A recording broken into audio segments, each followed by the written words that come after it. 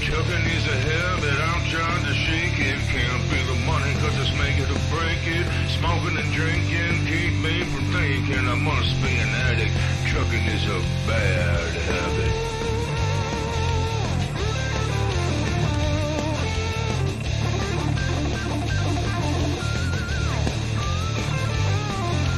I do the math and they do the math. The money hits the bank.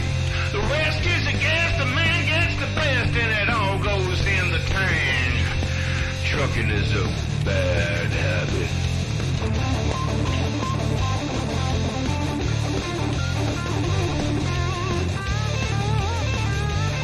I'm gonna fake it till I make it, gonna drive it till I break it. If they love it or they hate it, it all comes down to fate. I'm gonna play it, gonna sing it till they don't wanna hear me no more.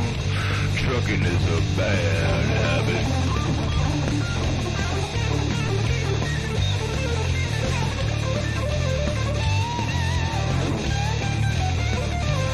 I'm gonna rock it, gonna roll it, gonna out of control it, gonna drive it till I kill it, gonna dream it, gonna will it, gonna keep on going till they tell me I'm all done.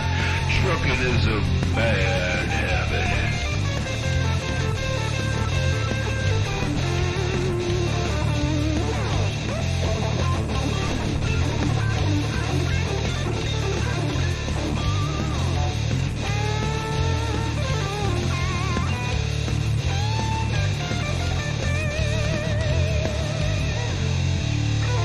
Trucking is a bad habit.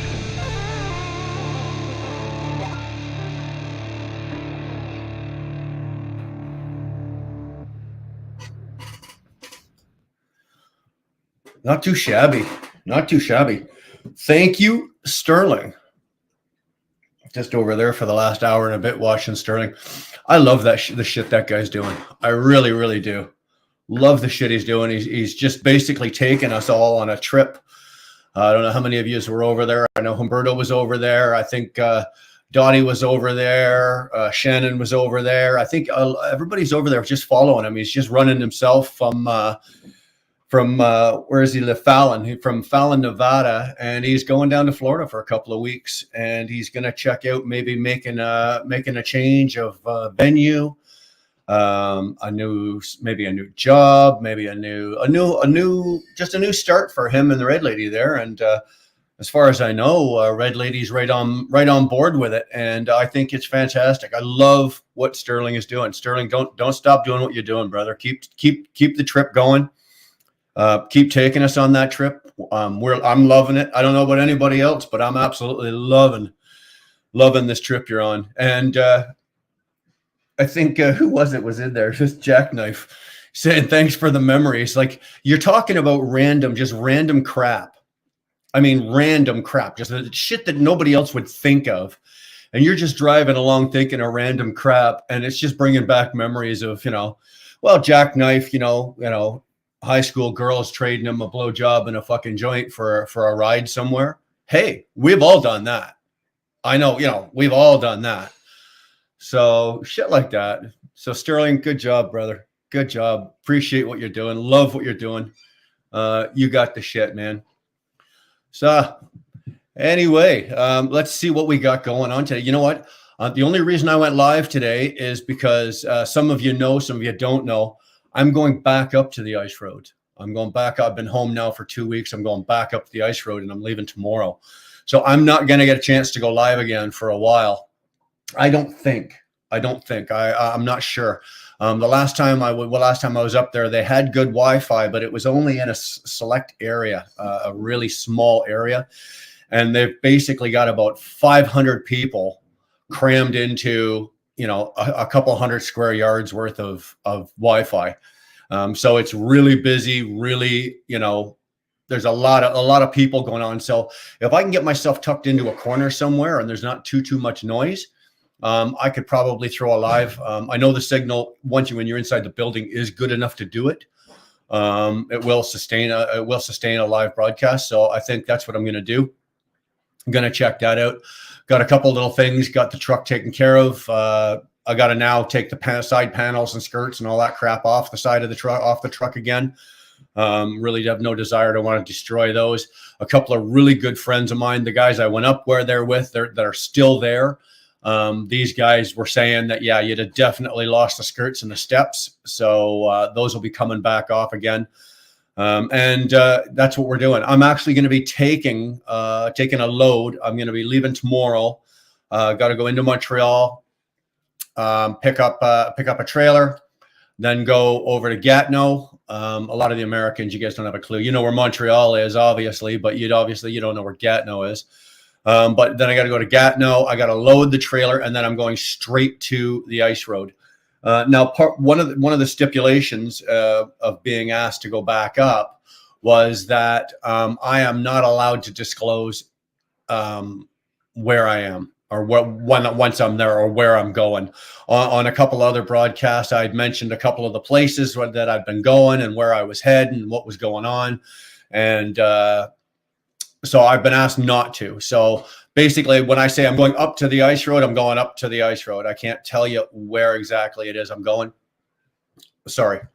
I crossed a line once with this company. They've now turned around and said, "Hey, if you want to go back, we'll take you. Let's take a swing at this." But they did say, so any video or any footage that I shoot up there, the owner of the company himself would like it. I don't know, preview it. But I think what Dar and I have worked out is that anything that I shoot up there, I will be very, very, very selective. So as that, well, we're not crossing any lines here and not causing any. But I don't need any more hassles. This is a really good opportunity. There's some really good money to be made. This is something I really want to do. I want to check this off my list of shit to do in my life. And I think that I'm going to be able to do that now. So I don't want to screw that up. The owner of the company has been gracious enough. I told you a bit about that last week, about what had happened, and the conversation back and forth between the company and me, and everything's been forgiven, and some they kind of overreacted. Maybe it wasn't necessary for me to come off the road, but hey, whatever. You know what? I'm going back up tomorrow. The season now as well, and I think one of the reasons they're asking me to go back up is because they've hit a warm spell up there, and the road is starting to deteriorate. Like the coldest they've had in the last couple of days out there is -5 Celsius. So they're trying to get as much work in as they can, as fast as they can, as much as they can before it all falls to shit. So you know what? I don't care. If that's the reason they're asking, then that's the reason they're asking, and I don't care. So I'm going, and that's the bottom line here. So I will be putting videos out, but just know that it's going to be very selective. You're not going to see any of the freight. You're not going to see any of the sites, like where the actual freight is being offloaded, craned off of whatever like that. You're not going to see any of that. But you know what? I'm going to be putting out the videos of the first lake crossing. The first time me crossing a lake. I'm really looking forward to that. A little nervous, but I'm looking forward to it. So anyway, let's throw some comments and see what's going on. 690's rolling around here. Shannon Thomas is in the house. Good afternoon, all. Did I miss anything? No. Shannon, you didn't miss jack shit unless you just came off Sterling, in which time you missed a really good time over there. So I don't think anything's going on right now. No. You know what? I usually when I do my opening, I put the Wheel Burner logo up there, but I didn't put it up, and then I had to jump out at the last minute. So all you had was an empty seat to look at while that song was playing. What do you guys think of that song? Anybody? That entry, that opening song there. That's not my song, by the way. Just so you know, that's another one of Mike Campbell's tunes that he graciously said I could use at my leisure. But that is not a Wheel Burner song. That has nothing to do with my channel. That is all Mike Campbell, 100% Mike Campbell. Go over and check out the Big M show. He's got all of his music over there. You can listen to it over there. I just threw it up there because I think it's a hell of a good song. And that's just a rough cut. That's not a finished product. That's just him noodling around, messing around. So, yeah, throw that up there. What do you say there, TJ? How you doing, brother? Glad things are working out so well for you. I haven't been on you haven't really been live a lot. I've seen you around. I've seen you over on James. I've seen you on a couple other, and never got a chance to poke it out with you and see how you're doing. But last time I was talking, you'd made a really good business venture, and hopefully it's working out for you. You deserve it, man. You really do. Dara's going, nope. I don't know what she's noping about. Brian's probably taking a piss. No, Brian wasn't taking a piss. Dottie's in the house. How we doing, love? Boom. The Brit is here. CB is here. The Sterling stuff has been fun couple of days. It has, CB. It's really been a good, and he's still got a couple of days left. Like, I don't know about you guys, but I'm gonna be following him and just fooling around with him as he's going back and forth. Chris, good afternoon, Brian. How was the week for you, buddy? My ass is sore, dude. I've got a permanent indention in my lazy boy, and I've watched everything on Netflix and Amazon there is to watch, and I'm ready to go back to work. I've basically been sitting around for almost 10 days here, so time to go back to work. My butt hurts, really, and I'm serious. Sterling is in the house. Well, buddy, hopefully, thanks for the job well done. Hopefully we'll catch up with you a little bit later. SoCal Truckers in the house. There's a name. There's a name. You guys go check out SoCal. Love this guy. I think I pissed him off the other day, though. He had a live going, and I was doing something, but I wasn't doing it intentionally, but it just kind of worked out. That subconsciously, I think maybe I was saying things and throwing numbers up on his screen. At first I got a laugh out of it, and then I think I pushed it a little too far, and I think I pissed SoCal off. I know that he doesn't hold a grudge, so I'm not too worried about it. He is one of the people in this industry and one of the other channels around that I do watch and take heed to and take and listen to. Good advice over there, good information. It's not just the advice. It's not just advice that you, when you're looking at a channel, whether it be mine, SoCal's, the Post Trip, anybody like that. If you can come here and get advice, sure, it's advice, but also look for a channel that's giving you information on the industry, the trucking industry, not just information about trucks. I bought a truck. It has 370 rear ends and a DD50. Yeah, what's the industry doing right now? What are the lanes doing? What are the rates doing? What's the fuel prices doing? What is the average cents per mile running? What's going on these days with I just got handed a fudgesicle. This is going to be interesting, trying to eat a fudgesicle and talk at the same time. But SoCal is one of those channels. Right? You can watch him one day and he'll just be shooting the shit with you, talking about something, and the next day he'll be giving you some good information about the industry. Sorry about the crinkling. And the next day he'll be talking about whatever. It's a well-rounded channel, and that's what I look for when I'm looking at channels. Lady Boomer's in the house. Did I miss a whole bunch of shit here? I did. Sorry, guys. Chris, wow, really, Brian? That's awesome. Glad to hear you changed their minds. Yeah, they did, Chris. I think it might have been a little bit out of desperation. They've got a couple of trucks that have gone down due to mechanical, and that happens on the ice road. Not just our company, everybody's company. It's funny. Chris spelt my name Brain. I know it's autocorrect, Chris. You didn't do it on purpose, probably, hopefully. But Dara and I, and who else were we? We were talking to somebody the other day, and we're like, how often does that happen? And yeah, it happens a lot. Brain. My name is Brain Brown. Yeah, I get to go back, Nick. So yeah, I am hyped. I am excited about this. I will document what I can document and give it to you. DD15, what's good? Been a minute. Yeah, brother, I've not seen you around. Love your avatar. Love that truck. Love it. You guys don't mind if I eat a fudgesicle, do you? Really? It's okay. Everybody feel free to go get your own fudgesicles, and we can sit around and eat. Robin's in the house. What up, y'all? Happy dance time. If you're happy dancing, get it out of the way. I don't want to see it. Yeah, let's get back. There we go, Lady Boomer. Hi, Brian and Dar. She spelled my name right. Thank you, Lady Boomer. Glad you're getting another chance at the ice roads. Yeah, I am excited about this. I really am. I'm quite happy. Brit's in the house. Boomer saying hi to Brit. Who's that? All I want to see is Northern Canadiana scenery. Hopefully a moose. You know what, bro? Wizard, I didn't do it last time up because for some reason we had, well, not some reason, we had really shitty weather going out there last time. Hopefully, if I can get some really, really good, clear, bright days, dude, I will have the GoPros on the truck. I will have them running, and I will get you some really good Northern Canadiana scenery.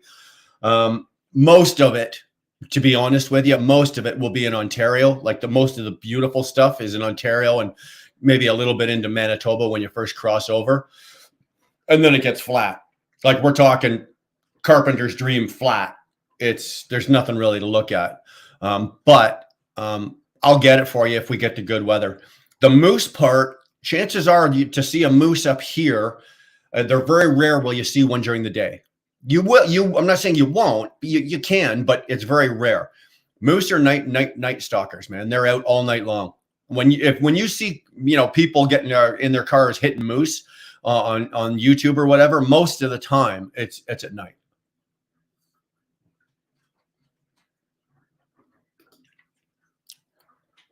What's up, wanker? I know you're talking to Britt.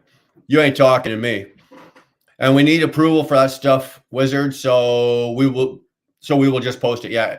Like I said, anything that I want to post, it has to be screened by the company first, or they've asked. They didn't demand it. They asked if I'd be willing to let them, and I said yes. So yeah, that's kind of the way that's going to work. By the way, I'm not going to be crossing any lines. I'm not pushing my luck. This is too good a deal. And what are the odds, right? What are the odds that you get the chance again to do it? So I am gonna cover that. Yeah, Shannon, fantastic. Thank you very much. I actually wanted to call you and tell you in person, like on the phone. I was actually going to do it today, but we didn't get notified. You were already 3 hours and something into your live. Your live was just ending. When I was going to, I picked up the phone. I was going to call you, and Dar goes, "Oh, Shannon's live," and you were just ending your show. We didn't get any notifications. I guess there's something going on right now. I know Humberto was having problems with notifications and other stuff like that. So, sorry, I didn't get a chance to call you because as soon as you checked out, Sterling checked in. So, Nick saying hi to Dar. Dar saying, "Hit the like button, please." Yeah, guys, do me a favor. Would you hit that like button? Only once, fuckers. Only once. Don't be an asshole. Hitting it twice is something Sterling would do. That'd be a Sterling move. Oh, don't worry, Brian. I'll hit it twice while on my way down to Florida. Yeah. Dar saying hi to Nick. Nick saying hi to SoCal. Brett saying hi to No XL. What the hell are you talking about? No XL. No extra large? What's up, Robin? Brett? Barry's in the house. What's going on, Barry? Evening playa and chat? Evening. Dude, this is the earliest I've ever done a live. What time are we at here? We're at 10 to 4. Not too bad. I really had no big intentions on doing a long live today. I still got a couple things to pack and do some things around the house, and I'd like to spend my last night with the kids and with Dar, hopefully. So I just thought I'd come out here and throw a couple of hours. If anybody's got a couple hours driving to do, we'll get you through a couple of hours. Okay, that's all I'm going to promise. Other than that, I'm going to eat my bicycle. Pioneer Spirit, how you doing, Trev? Hello, all. Glad to hear you back. Hear you're back. Ice Road Trucking, Brian. Not there yet, brother. Not there yet. I probably won't be up onto the ice road until Friday. That's how long it's going to take. If I go tomorrow, do what I got to do tomorrow, load the trailer first thing Tuesday morning, and if I leave Tuesday morning, I'll be rolling into my site where I'm assigned probably Friday morning, mid-morning Friday. So I won't be up there. News career, Nick in business. New career, Nick and business. Robin, what the hell are you talking about? Chris, the song is badass. I love the song, eh? I hope you guys did too. It's a really good song.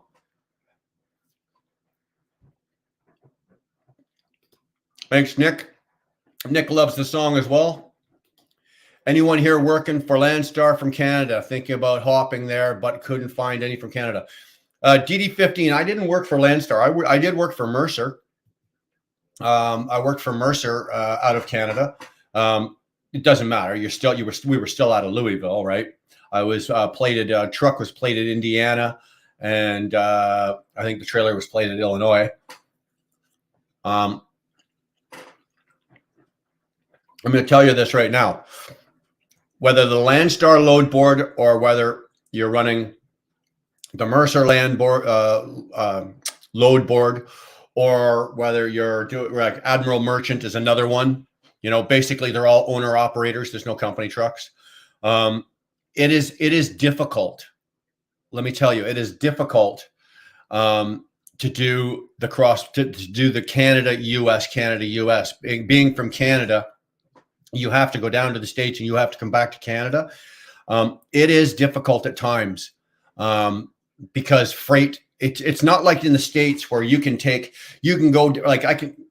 go, let's say you start in Los Angeles. You can go from Los Angeles out to Las Vegas, drop a load in Las Vegas, pick up a load in Vegas, and you can make some really good money doing, 250, 300-mile hops, hop. You can just hop all over the place.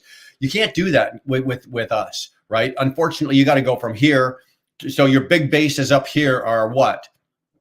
Montreal, Toronto, Winnipeg, Calgary, Edmonton, Victoria, and Vancouver. So there's 6 cities basically that you're going to pull freight out of, right? Or you have the biggest chance of pulling freight out of. That's not saying you're not going to pull freight out of any other city or any other. You will, but to get bang for buck and for the least amount of time, you're going to have 6 major hubs to be pulling freight out of. The Americans don't have that issue, right? They can pull freight out of fucking every nook and cranny down there, and they don't have to cross any borders. So there's no long mileage. There's no long mileage runs, right? Los Angeles to Vegas, 6 hours. Vegas to whatever, 4 hours, 3 hours, 8 hours. It's only as long as they want it to. For us to make money out of Toronto, I can't just go from Toronto to Buffalo, 200 miles, or not even 200 miles, right? 180 miles. Toronto to Cleveland. You can't just do that. It won't work on the Canadian side, being a Canadian driver. So Landstar is like Mercer. They do have their own brokers. Get to know them well. Kiss their ass. I was kissing because Mercer had only one broker in all of Canada at the time when I was there. And I was kissing his ass, right? So between finding my own shit on the load board and off other load boards and using the one broker in Canada, they have a load broker, they have load brokers in every single state, and sometimes several load brokers, and depending on how big the state is. Get to know them and get to use them. Make sure they know your truck number well, right? Make sure that when that guy's going to bed at night, the last thing going through his head is your truck number. Hope I can help you. Hey, man, it was fun the other night. Where we go? Fun the other night. What, were you dreaming about me? Come on now. People call me. I don't look for work. Work finds me. You'd make more money if you look for it yourself. No offense. I've never been sitting around and had a fucking $90,000 a year just drop into my lap.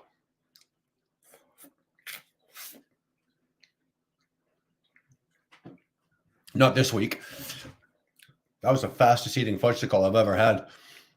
DD15, no Landstar drivers here. There you go. Like I said, I wasn't a Landstar driver, but I was a Mercer driver, and they are set up very, very similar. Very similar. It doesn't actually have to be Lazy Sunday in Panama City Beach, Florida. Boats and Hoes in Paradise. Well, dude, why didn't you tell me? I would have named the show, Boats and Hoes in Paradise on Sunday, or a Panama City Boats and Hoes in Paradise. You should have told me beforehand, Barry. How am I supposed to know this shit? I can't keep up with this. Plays on the freeway. How the hell you doing, brother? Good to see you the other night. Thanks for popping in. You're entertaining people there, Barry. I've heard a few things about Landstar DD15, nothing too positive. You know what? It doesn't matter what the company is you're with. It really doesn't. It doesn't matter whether you're with Lone Star, Landstar, Mercer, Transact, Schneider, Challenger. Fucking, it does not matter. Okay, it doesn't matter. There's always going to be some negatives. There's always going to be some negatives. No company is going to please every driver 100% of the time. And then people are going to leave and they're going to put shit up on the boards and everything about that company. That kind of stuff doesn't concern me. I do look at it if I'm researching a new company, but that's not what makes my decision for me.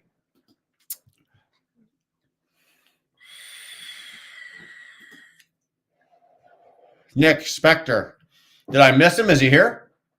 I didn't see Post Trip in here. Is he here? No. SoCal's got great info. Yeah, he does. Like I said, although I think I did piss him off the other day. He was getting a little testy with me, so I kind of backed away. It's his show, and the way I look at this is I kind of needled and pissed him off, and it is his show, and a form of respect. I'm just not gonna say anything once he kind of said what he said, and he was getting a little testy with me, so I kind of just backed out of that. And it's like, you know what, dude, my apologies. Shannon, come get one. We've got a whole box of them over there. You know what? It's his show, and I have to respect that. Just like everybody in here that's on my chat right now, you guys are respectful of what I do and what I say for the most part. And if you don't, you know what? I'm going to shut you down, or I'm going to jump on I'm going to tear you a new ass. SoCal did the same thing. I don't blame him one single bit. Not at all. Even if you go back and watch old videos, you'll get your info. Absolutely. It doesn't matter. There's a lot of guys. Like I said, SoCal's one of them. Spectre's another one of them.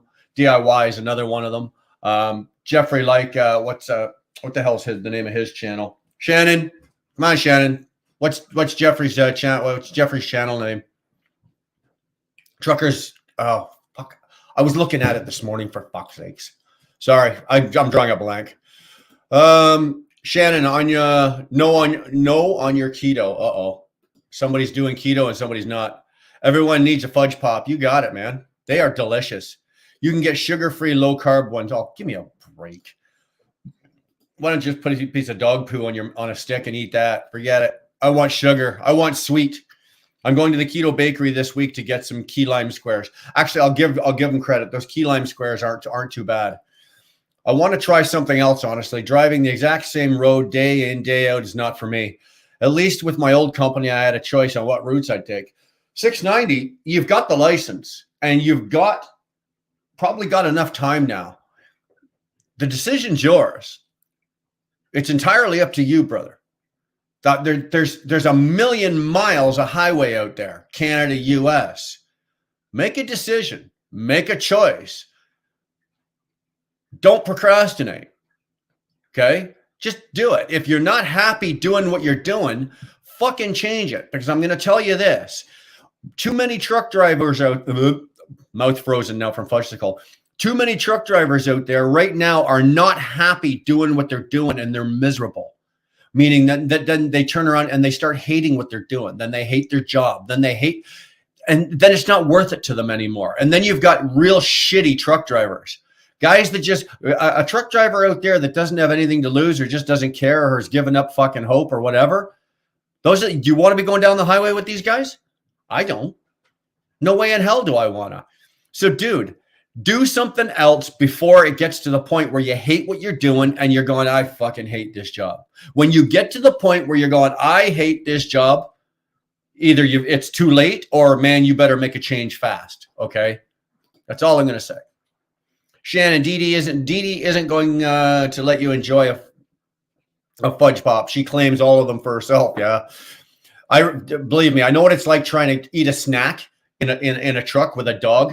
You know how many times the dog would be sitting on the bed in the back? I'd have the curtains partly closed just so he could get back and forth, and he'd be back there snoring. Okay. And I'd reach up and I'd grab something out of the upper bin. I keep all my snacks in my Cascadia right above my head there.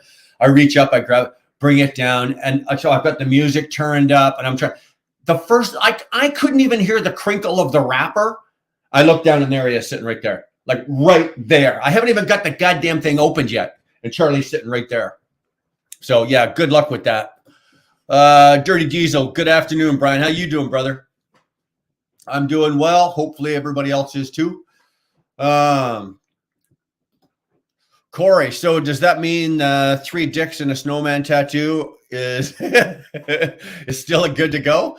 Corey, if Jer and Sean want to do it, hey, you know what? I got room. We can start down here. I've got another idea to finish the sleeve on here, like down all through here, but this arm here, yeah, we can do the 3 dicks and a snowman tattoo. Woohoo, Manitoba. Actually, I won't even be going to Manitoba. What the hell am I talking about? I'll be staying in Ontario. It's Northern Ontario. Well, you have no idea how bad the road is. It's twisty and bumpy as fuck, just like my ex-girlfriend. I don't know if I'd complain about that, bro. And yeah, I do know how twisty and turny the roads are. There's probably not a road anywhere that I haven't bumped down, crawled through, jumped over, splashed in, twisted my diff in. You know, unless you're talking about, you know, just sitting around and doing logging roads or something like that. But I've even been up and down my share of those. So, dude, don't bitch. You're in the wrong room to bitch. Don't complain. You have a choice. Make a choice. Make a decision. Do your research and make a decision. There's got to be something. Got to be something. Thank you, Sterling. There you go. Yeah, it doesn't come up on the thing here. I apologize, but we got a super chat from Sterling for $2. It says, when you lose morals, quit trucking. You got it, brother. Absolutely agree. Absolutely agree. She tries to claim everything. You should see how crazy she's going smelling this pot roast cooking. That's cruelty to animals, Shannon. You're actually cooking a pot roast in a truck with a dog. That's just cruel. Dirty Diesel, fellow tanker yanker. Well, we won't hold that against both of you. We'll let you stay. It's all good. You get to see a whole lot of moose when you're traveling east of Quebec City than west. Then Quebec, then west. You see a lot of moose on DD15 once you hit the Manitoba. Or not Manitoba, what the fuck? New Brunswick, sorry. Yeah, once you cross the Quebec line into New Brunswick, it's almost like the moose know not to go into Quebec. They don't like going in there either. So they stop at the Quebec line there, and then they just, because that's where I've seen the majority of the moose in Canada. New Brunswick, Nova Scotia. I've seen quite a few, obviously, Northern Quebec and Northern Ontario. But if you don't want to count Quebec, yeah, Northern Ontario and New Brunswick. I thought you got sent back from the ice roads because you drive a Cascadia, not a K100. Dude, if I had a K100, I wouldn't take it on an ice road. Let me tell you that. That is too nice a truck. It is too beautiful. It is something I would, if I had a K100, I'd get a job just driving the corridor. I'd be driving Montreal to Windsor. That's all I'd do with that truck all day long. I would not want to hurt that truck at all. Fuck you, Josh. Hey, old timer. Well, there we go. This guy Trucks is in the house. Thanks for Josh. Josh is the only one that actually, for some reason, he's the only one that I allow to get away with that. He's got this. He's the little shithead millennial that runs around YouTube, and he knows that I call him that. And he calls me the old man, and we just have this agreement that that's all good. But there's another guy I love. There's another guy I absolutely love. You gotta. How do I say this without? I don't really fucking care. You gotta take Josh with a grain of salt. Okay. Here's another guy that does a lot of YouTubing, puts out a lot of information, puts out probably about a video a day. He's got some good shit. But he really, really knows how to rub people the wrong way. And sometimes he does it on purpose. Don't we all? And sometimes he just does it by accident. Myself personally, I love the guy. I love his style. I love what he does. I love when he opens his mouth and starts just talking. He comes on my lives. I see him over on other people's lives. Just love him. Good shit. Pioneer, this guy Trucks. Yeah, everybody say hi to Trucks. Everybody's got to love me some Trucks. Okay, I said everybody say hi to Trucks. Literally everybody is saying hi to Trucks. Dara, are you still getting a new cat? Yes, it'll be here in 4 weeks. 4 weeks? I think 4 weeks. Maybe just under 4 weeks. There you go. So we answered that. Oh, that's awesome. No, Chris, give your fucking head a shake. It's another cat. Come on. The only good thing about this cat is I got to pick it from the litter and I got to name it. So that's not bad. Hey, Dara, you need to set him up with a second monitor and have YouTube muted on one screen or for comments. Yeah, that's what you need to. I don't know. You're talking Chinese to me. I was going to, but since we're on a roll, I'll go live after you, Brian, when you're done. Dottie, I don't anticipate this going all day long. So when I'm done, I'm done, this is all yours. And how I've done stuff messing around with PCs would make it easier but doable with laptop. How the weekend going at this guy Trucks? Well, Trucks is trucking. I don't know if anybody's been watching, but he's back in a truck and he's hauling ass. Had some ups and downs already. Had a couple of good days. I think he's had a bad day. Trucks is doing all right. He's another one. Like I just like to follow him. First of all, if he ever gets near me, I'm going to plant a fucking microphone inside his truck because I want to hear him talking to himself because everybody knows that he does, even whether he denies it or not. I guarantee you he does. I'd love to know. I'd love to hear the conversations that Trucks has with himself while he's in that truck. And I just love listening to him. He's a good one. His vlogs are usually about 20 minutes long. So they're good for driving. You just turn it on while you're driving and just listen to them. So sorry, Karen, missed you there. Hi, Brian and Dara and everyone. Karen's in the house. Thanks for coming, honey. Uncomfortable. No clowns here. No clowns. Oh my God. No clowns. Well, that means half of you got to leave. Hi, Robin. Trucking with MC. There you go, son. There you go. He was just over on Sterling's channel. Everybody, a couple of again, fucking mouth ain't working. A couple of us, I was already subbed, or at least I thought I was subbed to you. Because I recognized when I went to your channel there, I recognized your Peterbilt right away. And I'm going, okay, but it showed that I wasn't subscribed. So for that, I apologize. I am subscribed to your channel now. Hopefully you can throw one back at me here. I'll be happy to take it. And you know what? I'm going to go through your videos. But again, I thought I was subscribed to your channel. Guys, go check this guy out. Trucking with MC. Check out this channel. I can't say personally the content is good or bad or whatever. I'm just going based on what I've seen in a brief period of time. We were talking he was over on Sterling's channel, just chatting away. Seems like a really nice guy. But if you've got a minute, you got nothing going on, or you don't want to leave now or whatever, write it down on a piece of paper, a napkin, back of your hand, the inside of your eyelids, doesn't matter. Write down Trucking with MC and go check it. Go check out his channel a little later. If you like what you see, throw him a sub. I think when I checked last, just before we came on, just before Starling ended, I think you had 53 or 54. I think you were 53. You started at 49, so you got four out of Sterling. So right on, man. Right on. I'll make you uncomfortable. Just me and Britt. Well, you and Britt just behave. I'll kick the Christ out of both of you. All right, how many people are going to tell me not to buy a truck? Go. I would never tell you not to buy a truck, bro. I am not the guy. I am not that guy.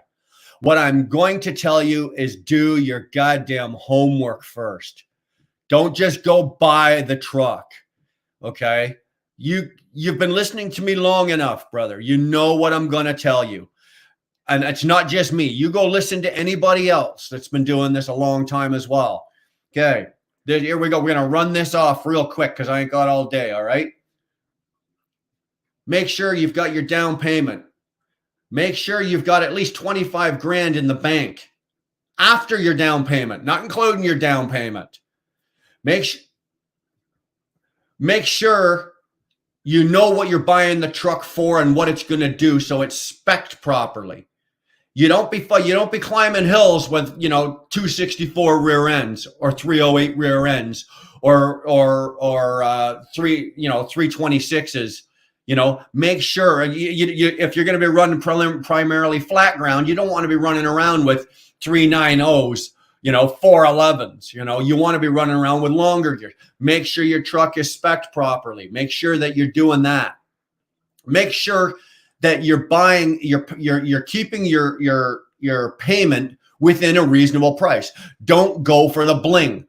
Go for bang for buck. Get the best truck that you can afford that's going to do the best job for what you're doing. Do you understand that?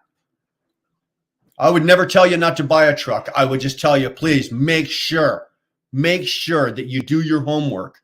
Give me a call. If there's something I can do to help you, I'll help you. If there's anything, you need to figure out numbers wise, math wise, ratios, financing, all that kind of shit. When you go to get your financing, don't take the first number that the finance company comes back and says, "Oh, congratulations, son, we got you financed at 9.2% on your for 5 years." Give your head a shake. Okay. If you need a hand, give me a call. I'll help you out. Hey, MC, there we go.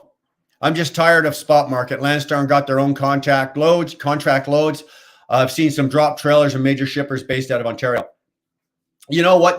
With DD15, with Landstar though, I think they're a lot like Mercer. Unless you've got your own trailer, then you will lease a trailer from them, and you don't want to be doing a whole lot of dropping and switching because it's your trailer. You don't want to be leaving your trailer anywhere.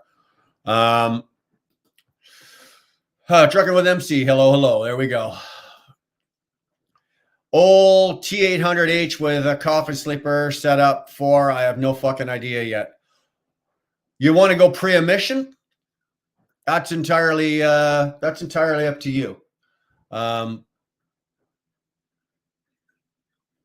hate to tell you, and some people in here are going to argue with me, and they're going to say whatever. But I went that route.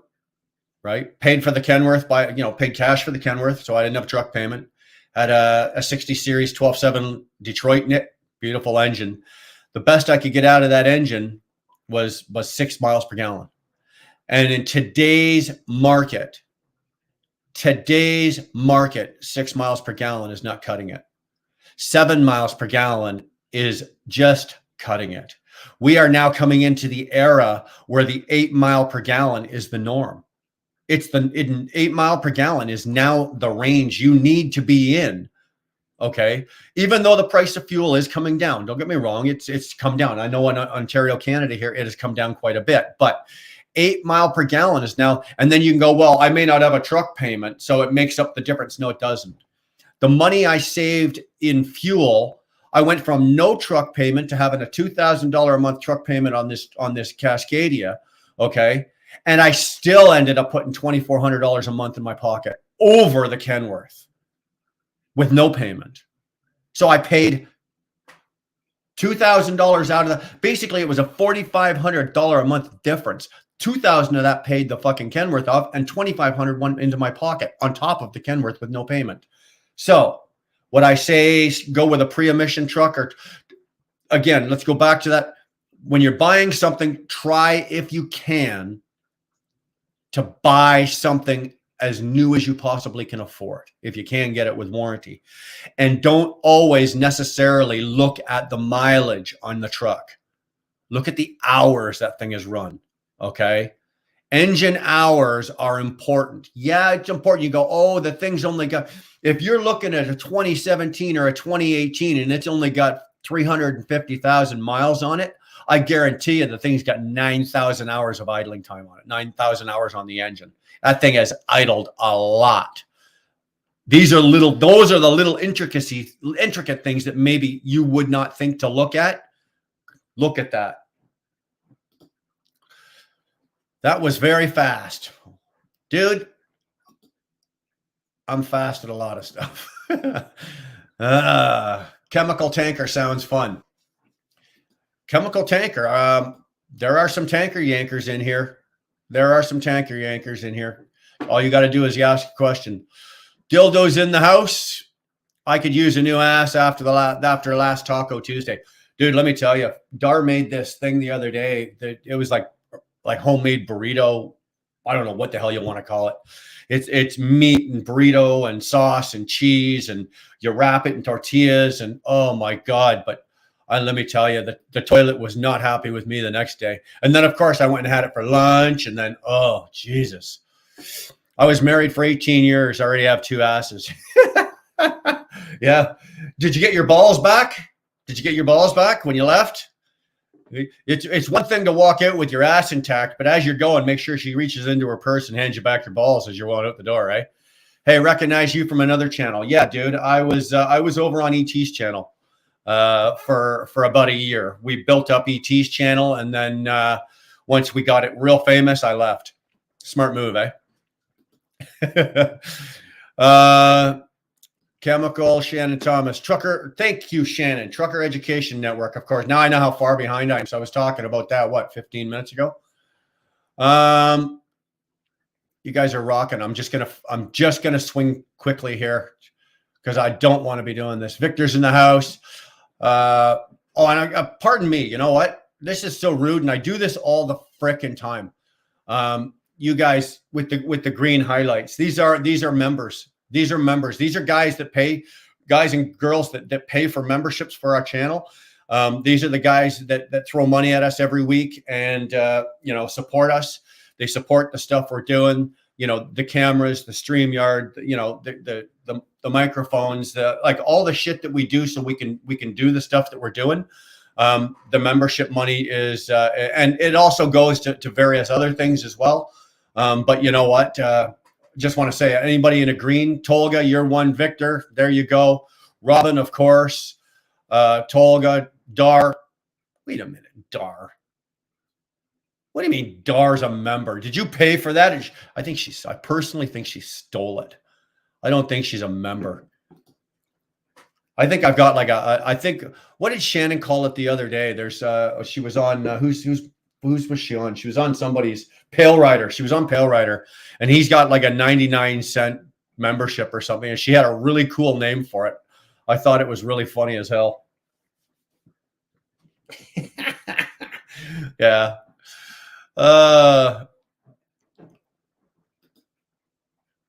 Truth Drama Sika. Okay, just say. My surgery is finally healing up. I'm back in business. Dude, you didn't even tell us you had surgery. Did you? Did you tell us you had surgery? I don't remember that. If you did, man, I'm sorry. Coloradans are a lot like Canadians.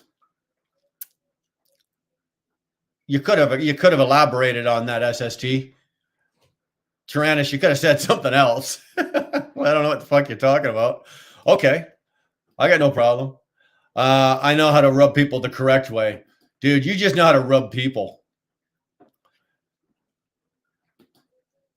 We didn't know you had surgery. Glad you're feeling. Yeah, there you go. Oh, I knew this is a setup. This is a setup. Here it comes. Had too much foreskin. There we go. There we go. There's always one, eh? Always freaking one.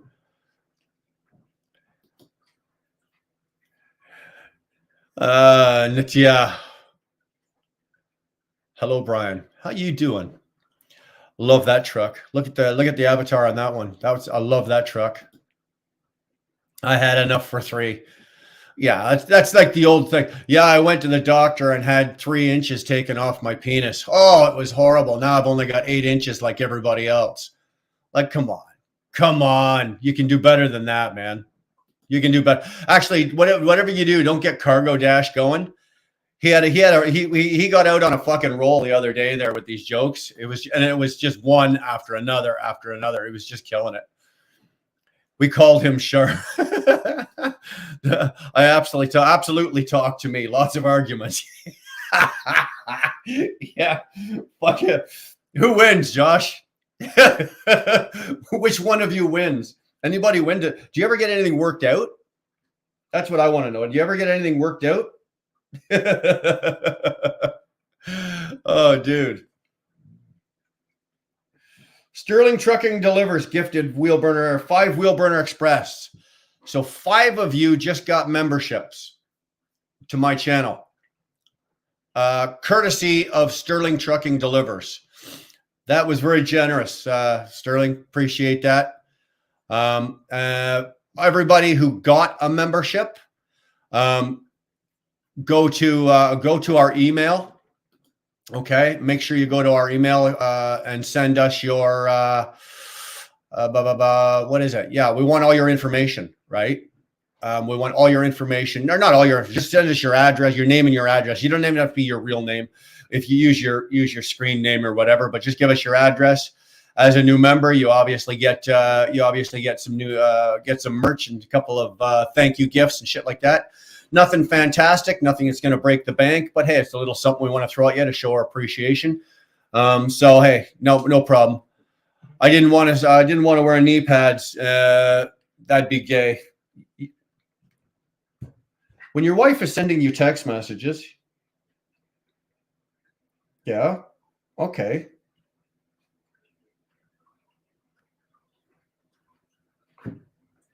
Wife's killing me here. I'm just working up. Brian, you'll go back on the ice roads. I'm happy for you. Thanks. Thank you very much. I'm excited myself. You have had a hard life. You can fucking stop anytime now, brother. Anytime. Black Kenworth, LOL. It's all good. I subbed you already. Was it a Ken? My apologies. My apologies. I don't know trucks. I don't know nothing about trucks. Don't know what trucks look like. Don't have a clue, man. Don't have a clue. Here you go. There is Trucking with MC's channel. Pneumatic Brit so graciously took care of that for us. He's throwing it up there.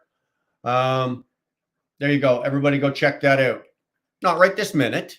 Like, this is us, you know. MC, you can get your own, but you know, when everybody's got a minute, go check out MC. Even if you make me feel uncomfortable, you guys are off the fucking hook. Thank you. Thank you very much. There you go. I'm just going to scoop. You guys are talking to each other, so I'm not reading off you guys' comments. I can tell from personal experience not to run tall 24/5 tires with a 10-speed 355 gears. I've never run 24/5 tires. I've never owned a 10-speed. I don't think I've ever. I don't even think I've ever driven one. I think I've driven one, but it was a day cab, and I was moving somebody's truck or something like that with 355 gears. Yeah, 355s are some longer legs. You put the tall rubber on there with a 10-speed. I don't know if you want to try climbing a hill with that. No more Fuck off, Dildo. I'm not reading that. Whoop, chat command is broken, I guess. Didn't work. Ladies, run for your lives. Just a Dildo is back in service. Yeah, he's been gone for a while, so he's got some shit to make up for it here. Make up for here. Everybody, all the ladies in the house, just I know he's not here, but just sit with your legs tightly closed. Slam them closed, get them closed. I'm telling you right now, no woman is safe. Dirty Diesel, I'm definitely going to want to run 24/5s, but hell no to the 10-speed with 355s. 690, why do you want to run 24/5? What's wrong with that? What are you doing with it? You obviously have something rolling around inside your head. You know what you probably know what you're going to do, what form of trucking you're going to do. So spill it. What are you doing? Like, why do you want to run 24/5s? You know, I know when I'm really far behind the comments, when you guys are misbehaving, and Dara's on the other side of the house and I can hear her laughing at something one of you guys said. So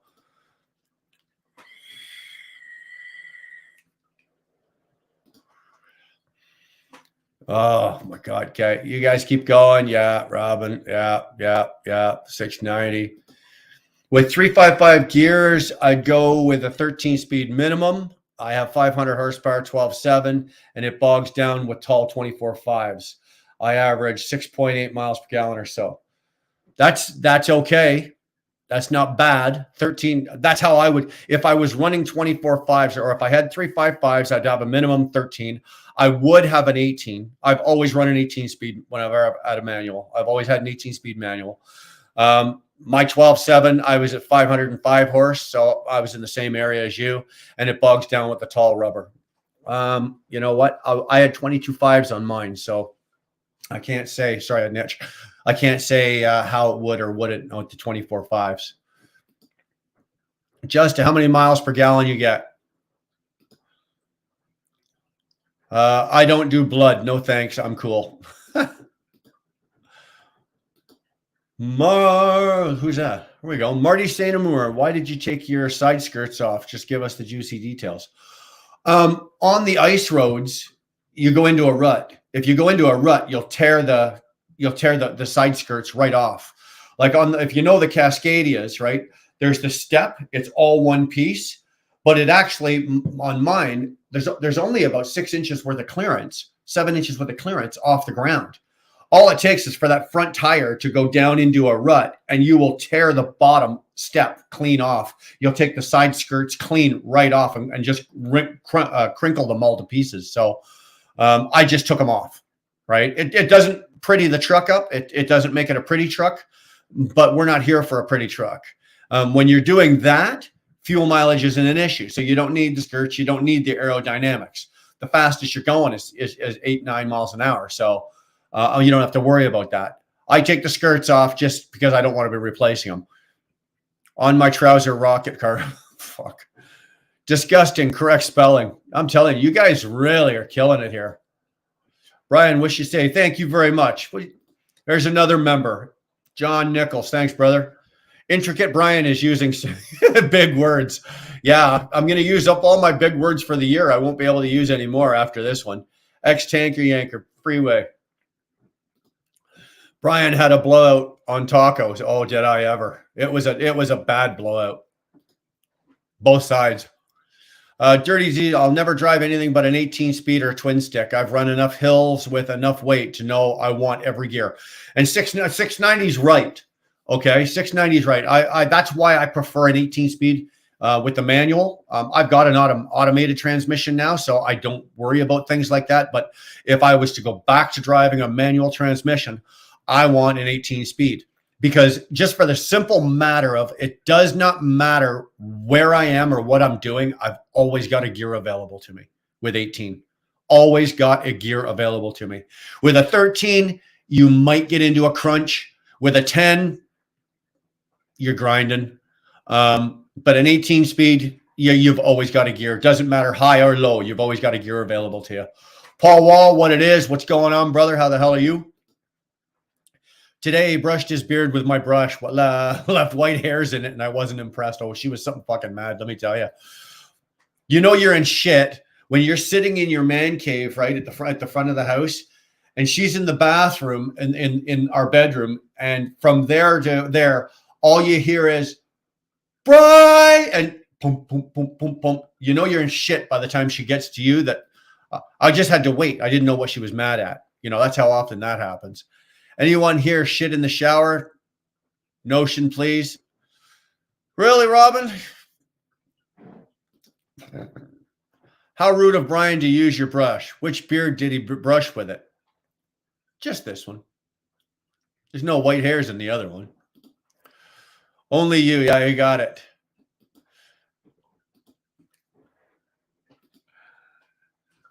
Dar, you should straighten it one day with a flat iron. Well, I think we did that. We did that a long time ago. We took a flat. The kids got flat iron. We did a flat iron to it and then put a shot of hairspray on it. And it was actually kind of cool, but it felt funny because like when I turn my head now, it kind of waves back and forth. But when you put the flat iron to it and then put the hairspray, it feels like you got a piece of cardboard or something stuck to your chin, and it's Ladies, you wouldn't understand. These are just the problems that men go through. You just would not understand in your easy little lives there. We don't see the green highlights here. You're not going to see any green highlights. We already had that conversation like 3 lives ago, Robin. Okay. About the pooping in the shower? No. 2007 older Columbias, Centuries with 60 series, either 12.7 or 14 will get you close to 8 mile per gallon because of aerodynamic. I don't know, DD15. It won't get you close to 8. It won't get you 8. I'll argue this with you all day long. I will. A 12.7, you got a better chance than a 14 on the 60 series. But you got to remember, those 60 series engines were built for performance and fuel mileage back in that day. And back in that day, the big number was, oh God, you're getting better than 5.5. You're getting 6 miles per gallon. Oh, well, these 60 series are now pulling 7 or 6.5 or 6, right? They weren't built, designed, or spec'd to run 7, 7.5, 8 miles per gallon. If you're running a 60 series Detroit, I'm just going to give you an example, okay? This is just a real easy example. If you got a 12.7 60 series Detroit, 13 speed, I don't give a fuck. Pick the truck, Columbia, Century, whatever the fuck you want, okay? 13 speed manual, 22.5 rubber. Let's just go with an easy, say, 370, 355, either one of those. I promise you, to get 8 miles to the gallon, you're running 52 to 55 mile an hour all day long. All day long. And I will, if you don't believe me, go do it. If you're doing it and you're telling me different, I'm going to find it hard to believe because, bro, I've got those trucks. I've run those. I've owned those trucks. I've run those trucks. I've adjusted and tweaked and done everything to get as much performance, power, and fuel mileage out of those engines as I possibly could, with the best advice from some of the best people in the business. And let me tell you, I've never had a 60 series Detroit cross the 8 mile per gallon fucking threshold. I really haven't. Haha, Shannon, I should. No, you shouldn't. Don't even think about it. Security Doc. Hello, Dar and Brian. Ladies first. You got it. No, Sterling gifted it to me. Oh, Sterling gifted you a fucking... My God. You're so cheap, Dar. You can't even get your own. I'm telling you.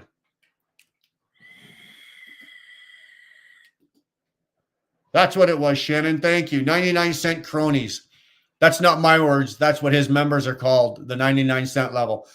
You know what? That's fine. I'm not trying to steal it or infringe on it. I just thought it was I'd never heard it said before. I just thought it was a really cool.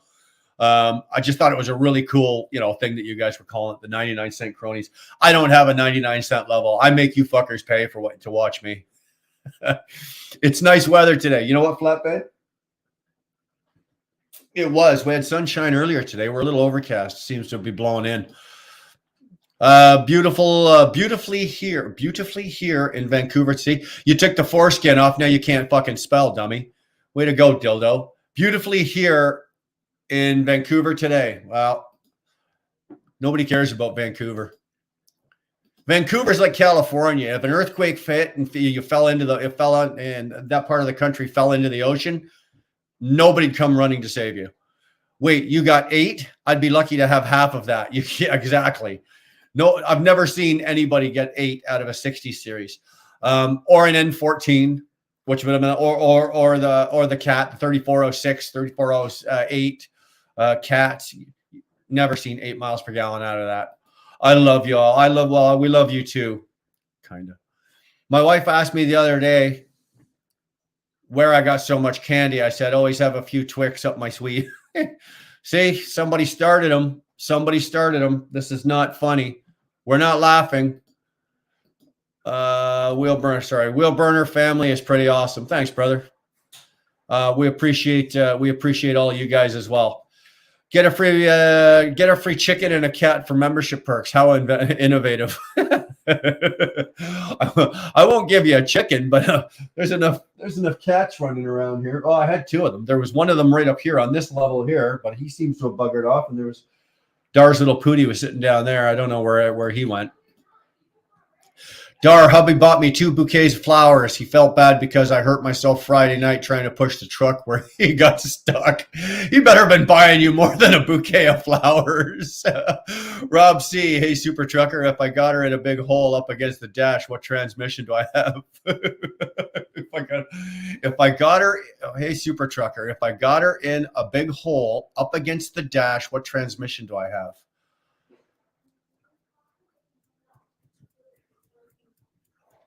That's a good question. I'm not Googling. As you can see, my hands are right here. I think Rob has me here. I think Rob has me. In the big hole up against the dash, what transmission do I have? I don't know. A twin stick 5 and 4? 5, 6, 7, 8. Big hole up against the dash. So 4, 1, 2, 3.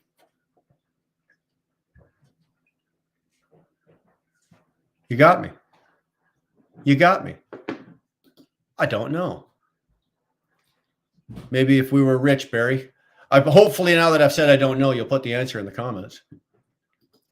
I got no problem being wrong, and I got no problem if I don't know something. Listening and driving, TDD. Jack, thanks for listening, and thanks for driving.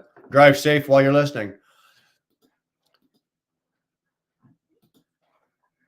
Dude, you can never have enough. Next comment, Tolga, Barry Haberson, all about the economics order, sir. I don't know what you guys are talking about, but if it's economics, dude, I could get really worked up about that. But I'm still paying for it today. Sorry to hear that, Karen. Well, hopefully some Aleve, some Tylenol, some Percocets, and some morphine straighten you right out. PI work starts now. You're going to be a PI? Oh my God, Robin, tell me you're not going to be a private investigator. Don't worry, a bit of spite, a bit of spit, and I'll be in a fiddler's elbow. Fuck. Hey, Brian, I can't go live after you. I have to hit the books and study for my art business. Oh, okay, Dodie. Well, I don't know what's going on with YouTube because I'm not getting notifications on a lot of stuff. So, I'm almost tempted to say all you guys that are that have channels that go live, you start texting me when you're going live.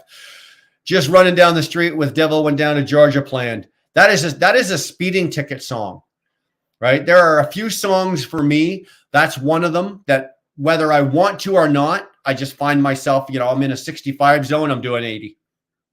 I'm in a 75 zone, I'm doing 90. It doesn't matter. It's one of those where the accelerator goes right to the floor and I'm speeding. It's a great song. That one, my particular song is Stranglehold by Ted Nugent. Dude, I can put that song on a loop and do 500 miles fast with that song playing. A lot of other guys do Radar Love. That's a good driving song, although it's kind of worn off for me. I'm thinking 24.5 because I need the extra ground clearance and theoretically better ride. Theoretically better ride. I don't know. Ground clearance, you still haven't told us what you're doing with the truck. What are you doing? You going logging with it?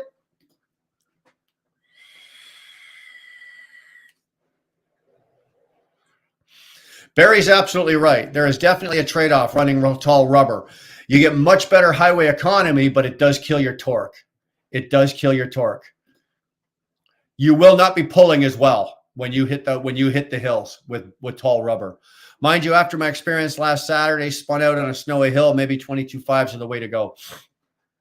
22.5s are also more readily available in a lot of places. I'm not saying you can't get 24.5s, but you can. You can get it, but 22.5s are more available, readily available in more manufacturers. Now I have a good idea who Dar is. Okay, Trucking MC. Sorry, you did not know. Darlene is the better half of this marriage over here. Dar is Mrs. Wheelburner. Yeah, thank you, Shannon. Dar is Brian's boss. Hey, easy, Barry. Let's not get too carried away here. Yeah, Dar thinks you're funny. My 60 series 12.7 doesn't care if I run 70 or 60 miles an hour. I've never gone above 7 miles per gallon, but I run local hauling fuel. Well, there you go. So you're not really overly concerned with fuel mileage per se.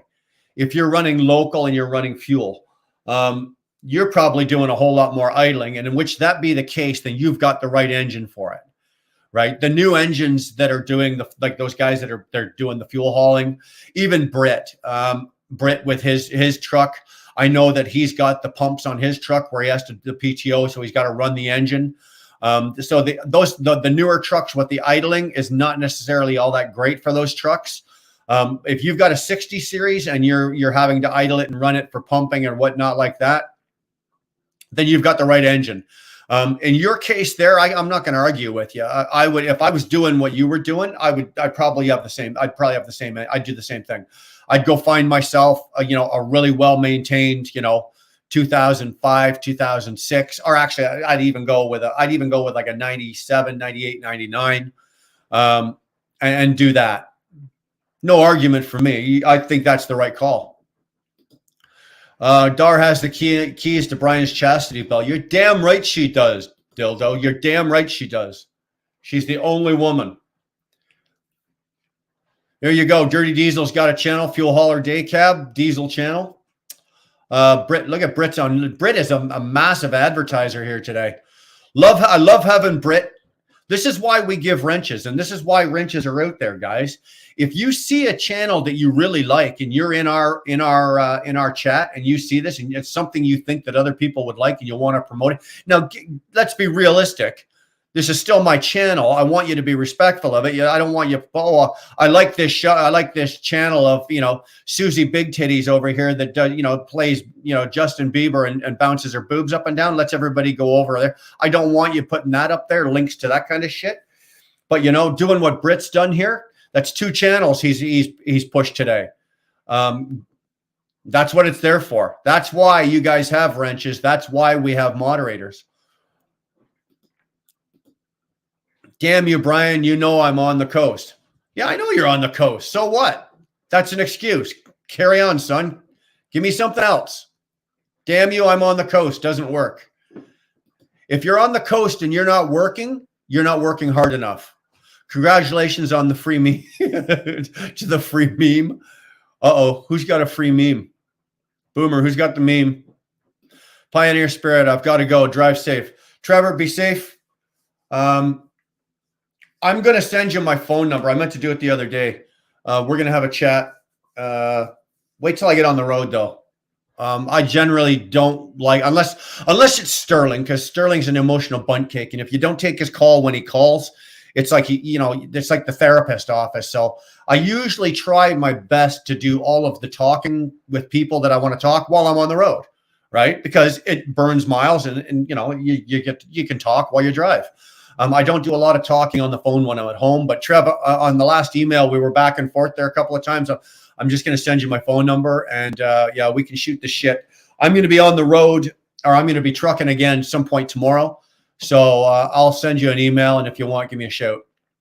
I see smoke while he's trying to think. Yeah, dude, that hurt. That was painful.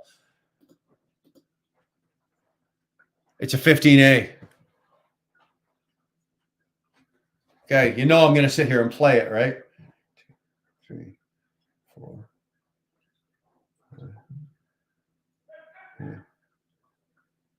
Dar's over there. I'm actually playing with her. I'm just going through the gear pattern in the big hole. Okay, you got me.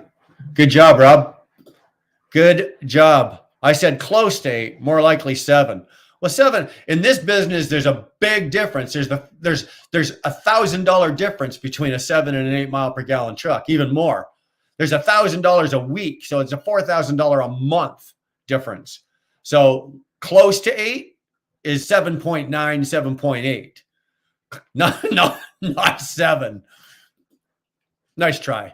Heading back out on rails tomorrow. Spent today doing brakes and oil change on the wife's truck. How you all have us? All right, man. Gotcha. Nobody. Everybody have a safe week. Nobody wants us all to have a safe week. Freeway, twin stick 5x4. 15. Well, you said it's 15A. Freeway, that's originally what I thought. I even said it while I was going, like a 5 and 4, but am I that far behind? Torque curve on a 60 series is very different to DD series. The DD series peaks at 950 RPM. The old 60 series peaks at 1200 RPM. The lower RPM will always be better on fuel. Agreed. You got to remember something. The new trucks are not designed and built, and I speak for the Volvo engines, the PACCAR engines, the Cummins engines, not necessarily the DD15 engines or 13 engines. The 60 series engines were meant to wind out, right? You could run a 60 series Detroit up to 1900 RPM and would do no harm to that engine.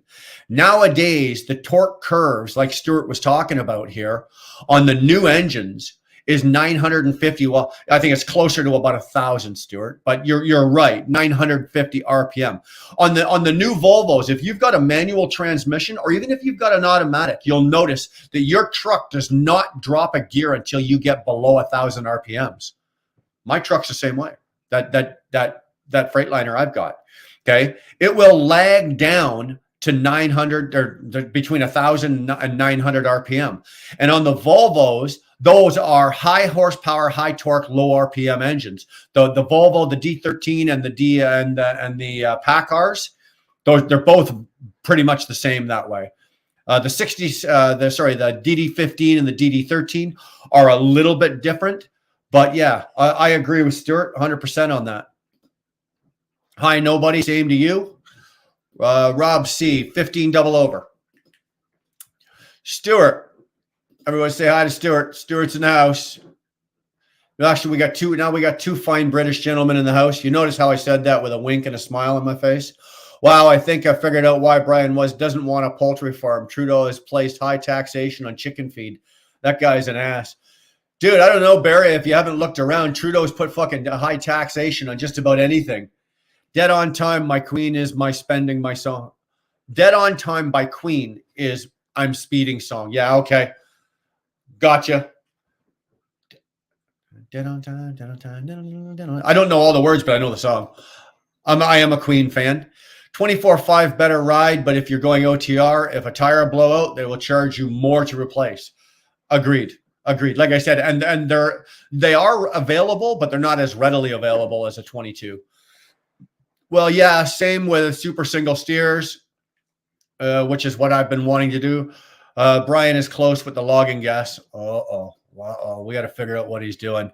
I don't have any experience in logging, though, so why would I bother being an owner-op if that was the field? Well, spill it, man. Not going to guess it. I'm out here. Take care, everyone. Stay safe while keeping her out of the berms. Out your burns. Oh, that's it, eh, Dildo? You come in, throw some dirty jokes around, have a few laughs. That's all you're using me for, eh? That's all I'm good for. All right. Well, be safe, brother. Dirty Diesel. I got lucky. I'm lease purchasing a 2017 Pete 379 glider. I do pump loads. You are lucky then, brother. You are very, very lucky. 379. 579. Sorry, I said 379. My eyes are going squirrely. 579 glider. So what have you got? This you've got the 60 series, right? Lucky you. I'm a little bit jealous. Now I gotta ask you. Hold on, let's go back to that Diesel. I gotta ask you though. Have you had any problem getting it serviced? If you've had any issues with it? I don't know if you have or you haven't. Have you had any issues getting it serviced anywhere? Having any problems? Any of the shops not want to touch it or not want to play with it? Have a good week, Justa. You got it. The dildo. Look at that, eh? The dildo popped in, came and left. There you go. Typical dildo. Britt has an awesome channel. If people are interested in Chemical Tanker, he's got some awesome videos. Sorry. You're absolutely right. And he does. And Mark, put your own channel in there. There's no shame in self advertising here, brother. Throw your own channel in there. Go check out Nomadic Brit. I know jack shit about tanker yanking. I don't. I know what they are. I see them go down the road. I smile and wave at myself in the shiny ones as they go by, as I pass one or they go by me. But do I know anything about it? No. But if you want to know something about it, that's your man right there. Go see Nomadic. Go talk to the Nomadic Brit. That's a wealth of information over there, and it's free. I'm thinking of starting to make videos next month, maybe. Okay, so you guys think about what you want. I'm thinking about starting to make videos next month, maybe. So you're thinking about it? Are you gonna do it? Maybe, maybe not. I'm just pissing. I'm just fucking with you, Flatbed. Dude, if you've got a channel, let's see. Flatbed Trucker does go to channel. Let's see what the Flatbed Trucker's got going. Well, he's got no vids, 5 subscribers. Tell you what, brother. Figure out what you want to do. I've bounced around. I've done a bunch of shit on my channel. And I still kind of do it, right? I kind of went along the ways of doing just the educational shit and then doing the lives. And then I kind of find, okay, let's try this vlogging out. And for myself personally, I don't have the gift that say Josh has or Velox18 has, or a lot of those guys that do the daily vlogs. I don't have that gift to be able to do a 25 minute vlog every day, and the time and the energy it takes to edit and do something like that. But if that's what you want to do, go. But find what you want to do and have an idea and put a plan in your head. If you're going to do something and you're going to kick a YouTube channel off, got to remember that the trucking YouTube community is a big community. It's difficult. It really is. And it takes a while. I'm not saying this to discourage you. If you can come up with some really good content, shit that'll catch people's mind, catch their eye, if you can communicate and you can get your message across effectively, I say go for it, man. There's absolutely nothing wrong with that whatsoever. I say go for it, man. You start a channel, you let me know, I'll subscribe. I'll watch you. I'll support you. You're here, you're watching what I do. Hopefully you're subscribed to my channel. If so, man, hey, you kick it up. I'll throw it out there. There's enough people as well. And this is how, for example, I'll use Shannon Thomas as an example. Okay. Shannon Thomas came onto the scene. I found her through Chicken Hawk. And then I really enjoyed what I saw with Shannon. And then a bunch of other YouTubers are now on Shannon's channel. And we all just did our little part. Hey, guys, when I was doing my live, check out Shannon Thomas Trucking.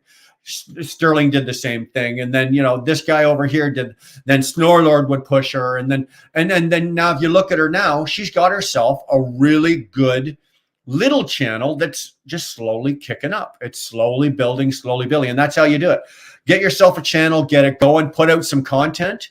I would suggest though, before you start, cut yourself about 10 videos. Okay. Before you and don't put anything up. Cut yourself about 10 complete videos, finished, beginning to end, and then put one up. And then 3 days later, put another one up. Put up 2 a week. Don't buy the bullshit where everybody says, oh, you got to put up 1 a day for the first 3 months. And horseshit, okay? The algorithm will catch you.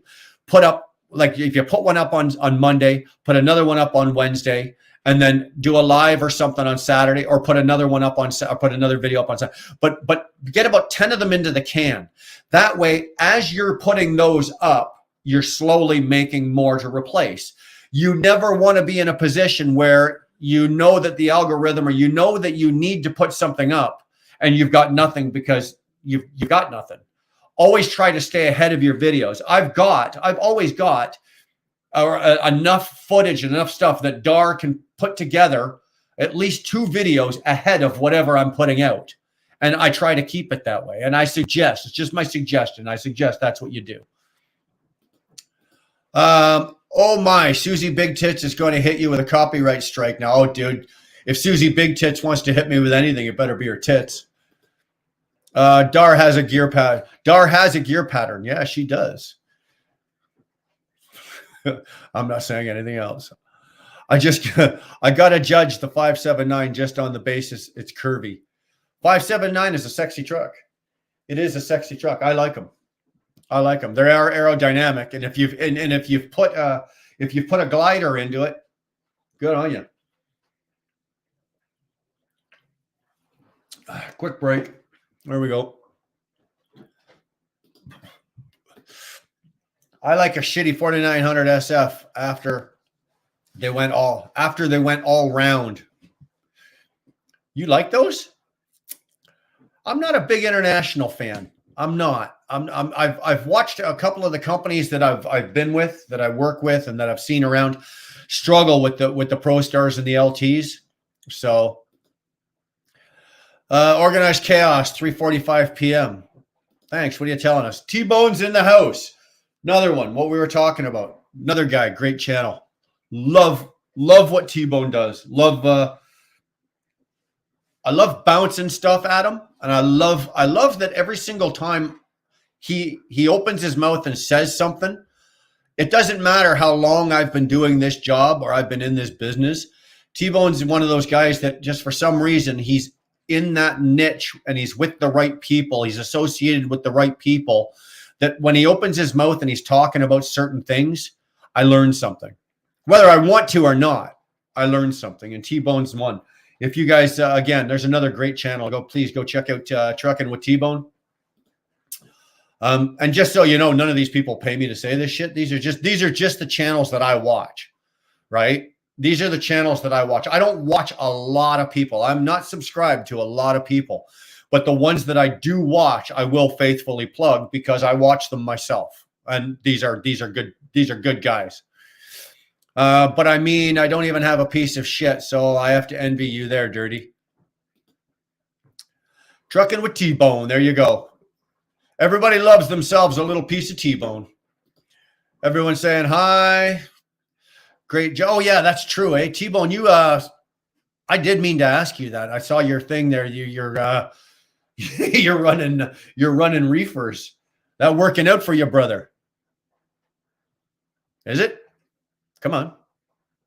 We'll wait. Just messing with you.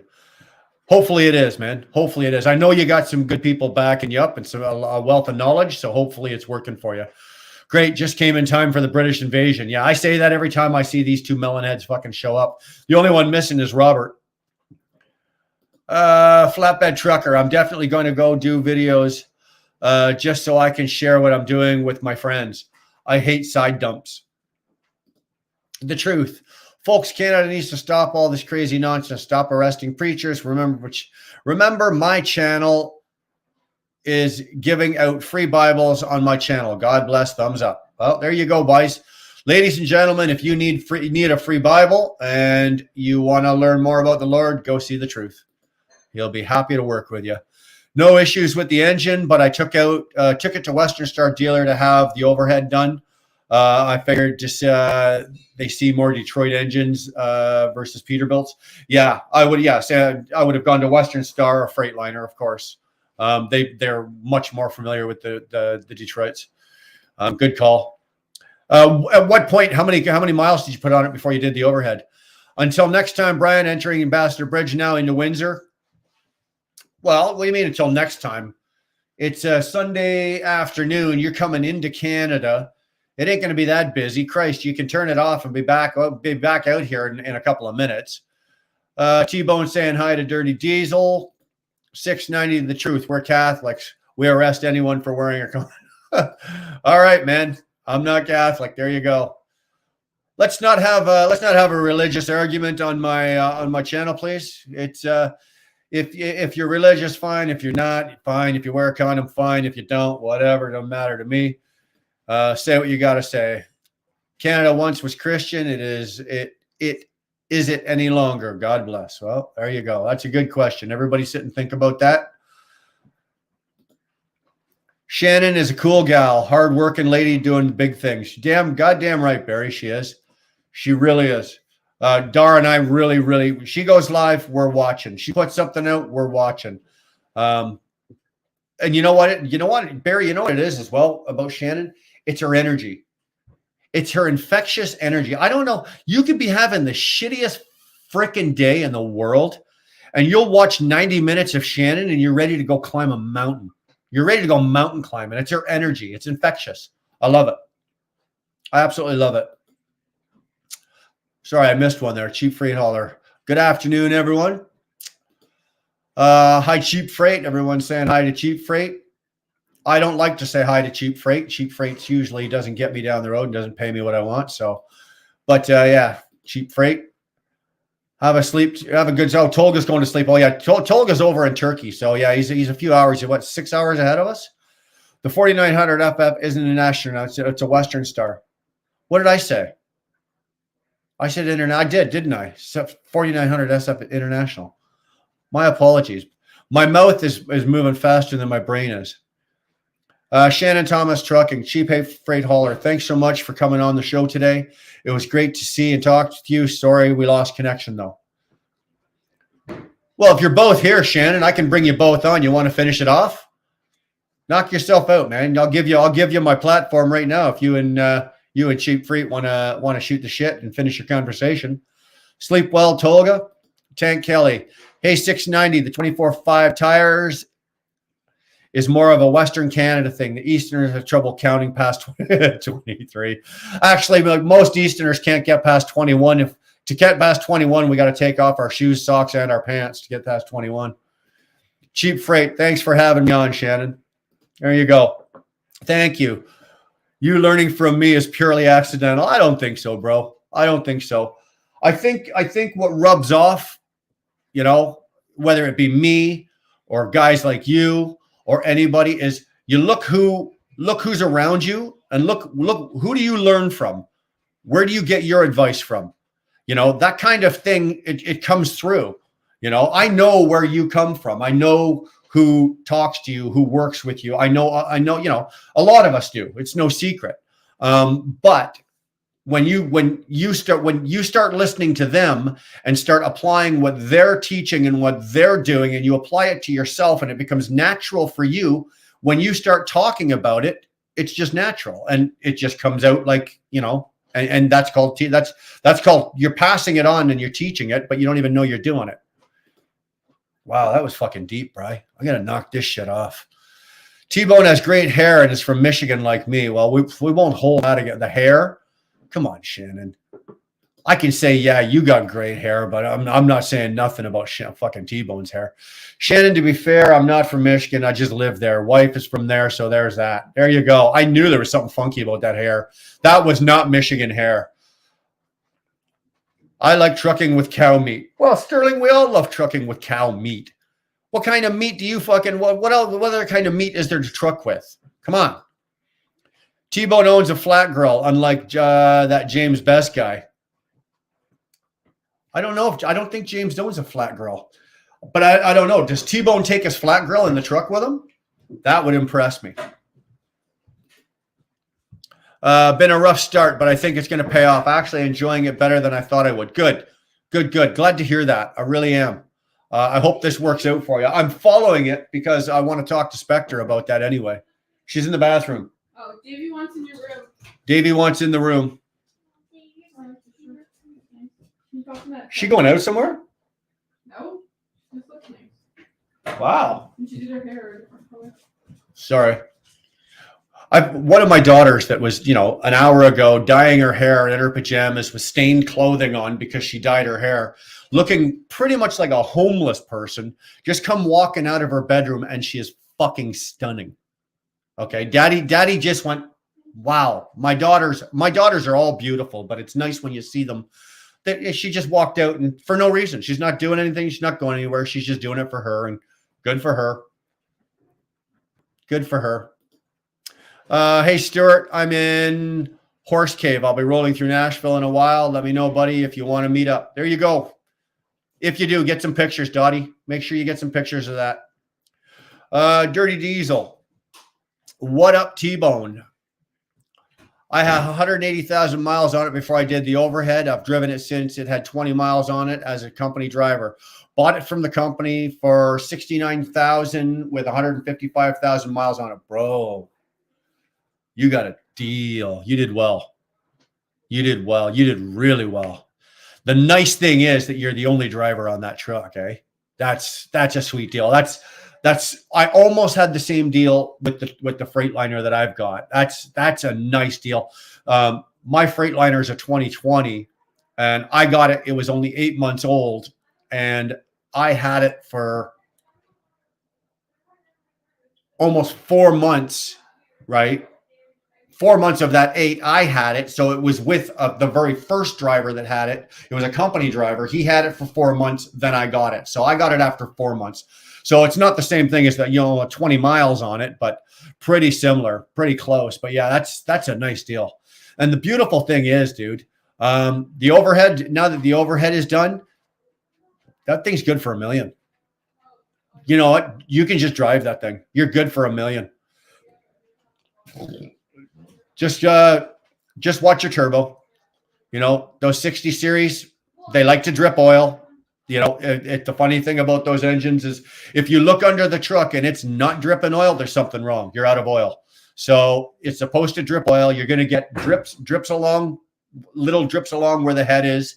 And the only thing you do not want to see on that fucking engine is oil of any sort around that turbo. And they are prone to have that problem. So just be careful, keep an eye on that. But you're only at 150, bought it from the company, 100. So if you got 150,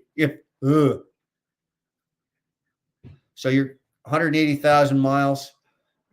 Yeah. If you don't have any problems yet, you're probably good. I would be lying if I didn't say I'm a little bit jealous. I'm lying if I say I'm not a little bit jealous. Good for you. Good for you. Grand Wizard wants everybody to know that he looks stunning. Not I look stunning. He looks stunning in makeup and lingerie. But you're not my daughter, Wizard. Sorry. There's nothing in the world that can replace what a little girl means to her daddy. A daughter's love, a father's love for his daughter is immeasurable. It can't be measured. It doesn't matter that your kids are growing up, right? My kids have all grown up. My youngest daughter is 21. My oldest one is 31. There's 5 kids in between 10 years, and it doesn't matter how old they get. My 31-year-old daughter is still my little girl. My 21-year-old daughter is still my little girl. It doesn't matter that, when they become 50 years old, she'll still be my little girl. It will. But it's nice. Like what happened today. It's like she walked out and daddy's just like, wow, you know what? You're beautiful, man. Not that I don't tell her she's beautiful any other time, because I do, but you know what? She looked good. She's very pretty. What the hell was I talking about? Chat is slacking. He could have never caught up. Yeah. Thank God you guys slowed down. Fuck, eh? 48 zombies in here. Yeah, I got yous all hooked. You guys are fucked now. Show us, Grand Wizard. Yeah, Wizard. No, actually, darn, no, I don't want to see him in drag. We almost saw Curtis in drag. That was pretty bad. Yeah, all oil samples came back perfect across the board. It drips and seeps, but no oil around the turbo so far. I'm at 292,000 miles. Beautiful. You know what? Run that thing like you fucking stole it, man. That motor, that is my favorite motor. That 12.760 series is my favorite motor of all time. Of all time. If money wasn't an issue and I didn't have to worry about fuel mileage or anything like that, my engine would be a 12.760 series. I'd have an 18-speed manual, 350 rear ends, and I'd have that set about 525 horse. I'd then take it and have it wrapped, like have the underside wrapped, the insulation, and I would just run that thing like a raped ape, man. Very, very jealous. Diesel, I don't think you and I can be friends anymore. I tend to break cameras when I show people how stunning I am. Yeah. No, it's not from you showing how stunning. It's from them dropping the fucking camera and trying not to throw up. Professor T-Bone needs to offer us a pro tip of the day. Well, we need a T-Bone's tip. That's true. T-Bone, we're looking for a tip here, buddy. It's been a few weeks or a few days. I haven't seen a T-Bone's tip from you anywhere. Shannon makes the church lady look bad.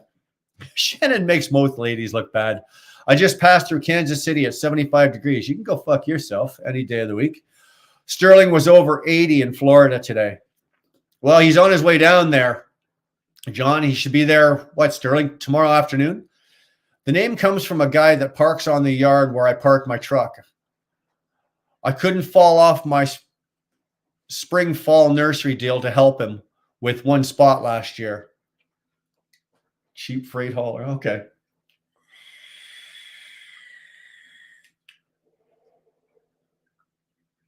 Sorry, vape adjustment. A dripping Detroit. They all seep, man. All those sick. It doesn't matter whether you've got the 12-7 or the 14. They are notorious for seeping. They are. I already said the joke. If you've got a 60 series Detroit and it's not dripping, it's because it's out of oil. So go check your oil. Zip too fast and get castrated. That's your problem. T-Bone, you hippie. T-Bone, you're not going to take that from the Brit, are you? Barry, tip of the day. Don't zip too fast or there may be no more tip.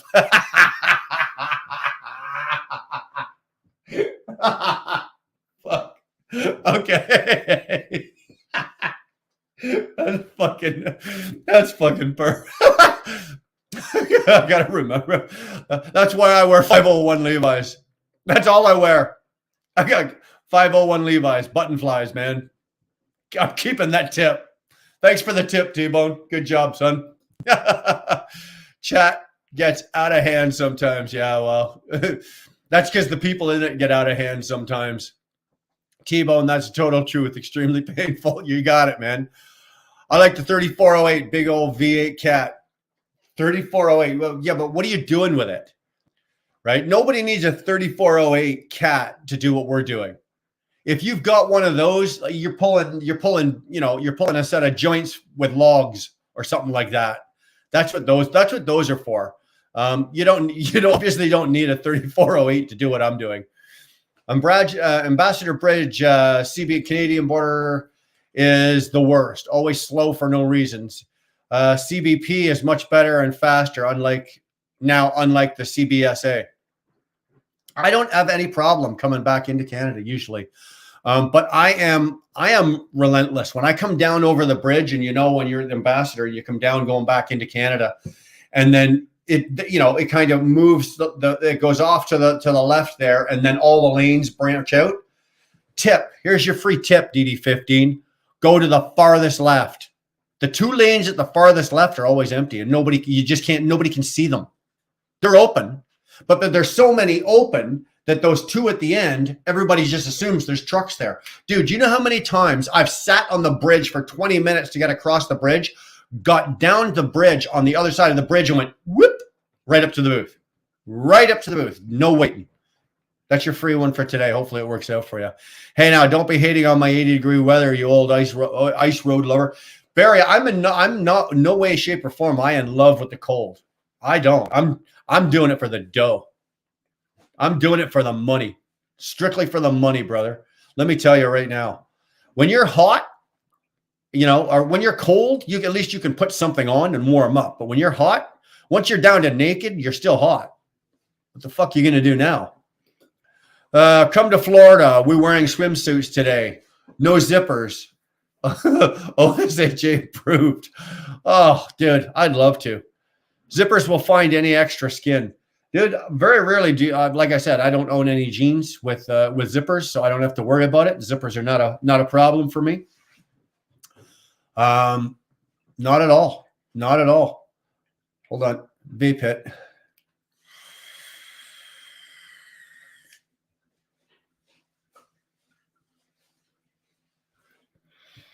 Sterling, how we doing here? We all right? No Canadian love cold. We just climatized real quick. Yeah, I guess, Wizard, you're right. I'm not a big fan of the cold. I just know how to live in it, right? We've done it all our lives. I don't get insulted by it, and I don't get pissed off at it. I know people that get pissed off. They look out the front door of their house, and next thing you know, they're throwing a fit. Oh, for Christ's sake, God, it's fucking, you're in Canada. It's March, for Christ's sake, or whatever the month is. It's January. It's winter. It's cold. What'd you think? It was fucking January 15th. You're going to wake up, it was going to be 85 degrees outside? Give your head a shake. You know? It's Canada. There's a guy on TikTok based in Detroit area that I follow, crosses the border every single day. Depending on what I do, I usually cross the border 3 times a week, right? Because I do short hops. I usually do the East Coast.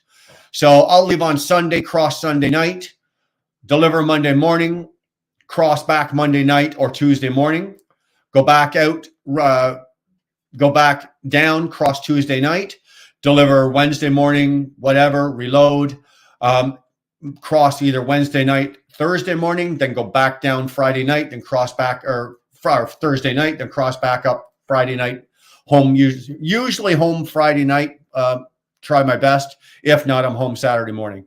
But 3 times a week, I'm back and forth across the border. So whether it be, and I cross all the borders, but for the most part, I do a lot of the East Coast, and our terminal is based up on the eastern end of Ontario. We're only, I think, 130 miles, not even 100 miles from Quebec, from the Quebec line. So I'm around the I-81 area. That corridor there is an area that I run a whole lot of.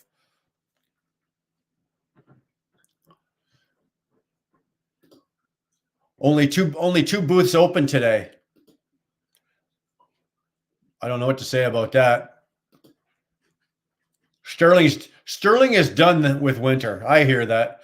You know what? I can understand, especially if you live in parts of the country where, winters are not really long, or you guys might get a quick blast of cold and that'd be it. And then it buggers off and goes away. There's been parts of the U.S. that don't generally go through a hard winter that are getting a hard winter, and people just aren't used to it, and it affects their fucking mental health. My father suffers from depression, and one of those things, it's called seasonal depression.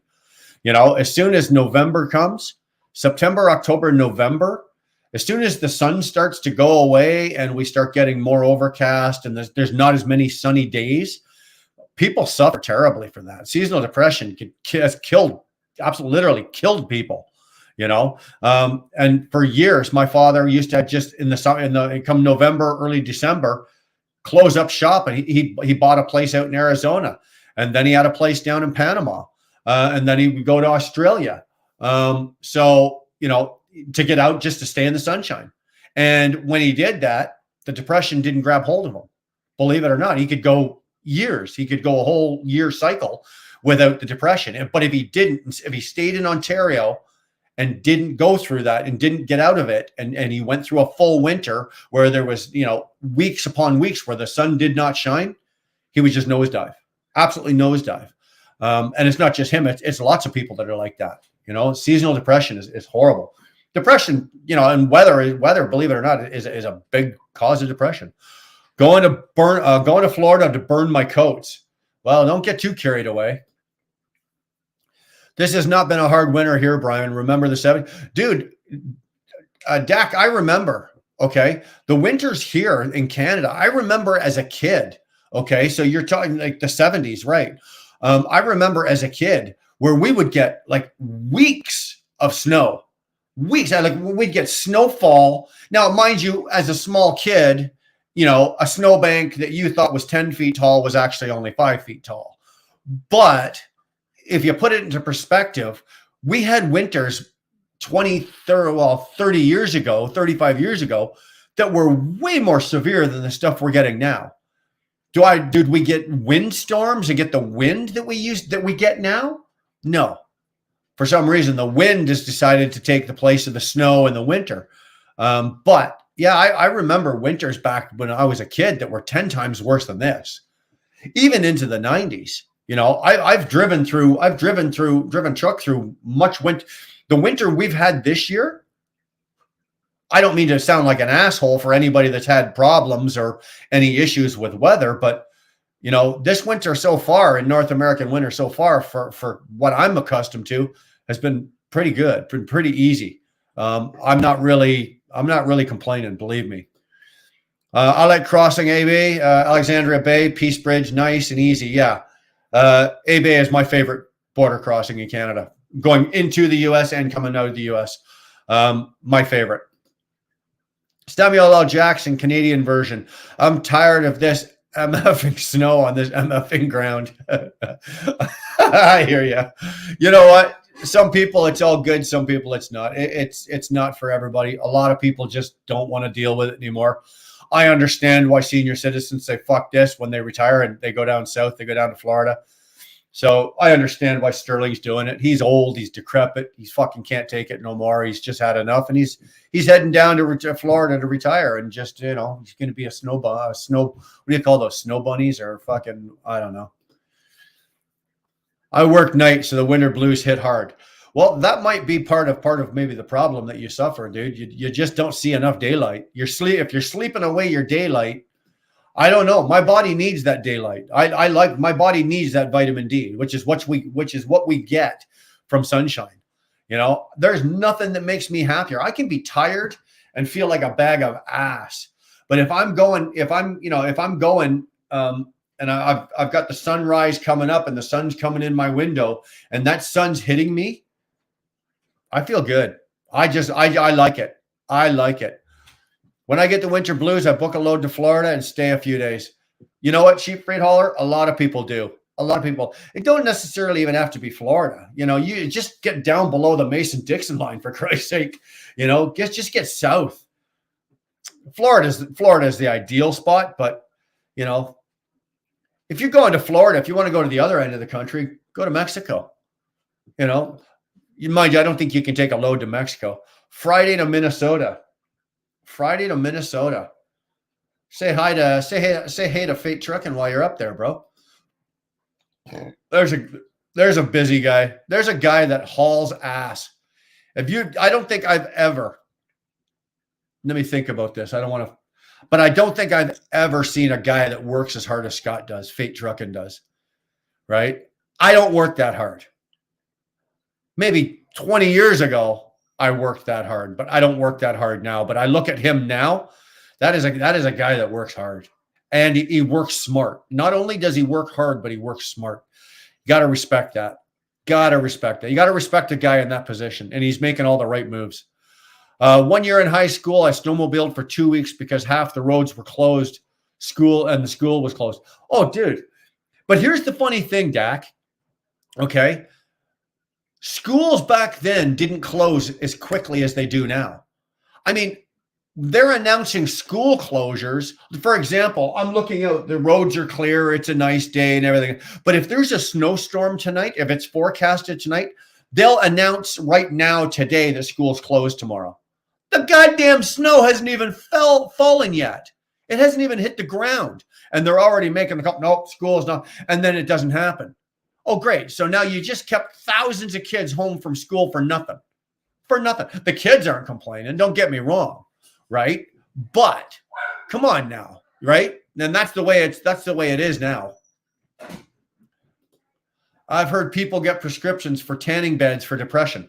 We actually have, actually I don't have it here, but my dad's got it because I also have a daughter that she doesn't suffer hard with it, but she does deal with some seasonal depression, and they're called what are they called? Not solar lights. It's a light, but it does the same thing, Boomer, as the tanning bed does. Okay. And it gives off the exact same aura and feeling as natural sunshine. And you put it in the house, you mount it, and you just, like, for example, it would be on right now while I was doing this, and it would give you the vitamin D. It would give you everything that the sunshine does. And yeah, it works. Tanning beds are another solution. And I don't know if you can get a prescription for a tanning bed. Maybe they'll write the prescription, but dude, I don't know if your medical coverage is going to cover that. Note to self, Brian is not cut out for vampire life. No, I am not cut out. I very rarely run into the night now. If you see me driving through the night, it's because something went wrong, terribly wrong during the day, and I've got no choice. Otherwise, I don't. I try my very best to. I'm an early morning guy. I like to get up, 3, 4, 5 in the morning, run all day long, do all my business in daylight hours as much as I can. Even in the winter, if you're running, for 3 hours or 4 hours in the morning in the dark, at least the majority of my day is in the day. And then I like to try to get shut down by 4, 5, 6 o'clock at night. And that's just the way I run now, and the way the way I am now. I'm getting a little older, right? The eyes don't see as well as they did at night anymore. So do I run at night if I have to? Absolutely, if I have to. But if I don't have to, I park it. I just don't. So no vampire life for me. Oh, I'm gonna screw up this name. The only high kill. I got it. I think I got it that time. Did I get it? The only high kill. Yeah, I got it. Hello, bro. How the hell are you, man? Long time no see. I haven't seen you around in a bit. Were you at the last live?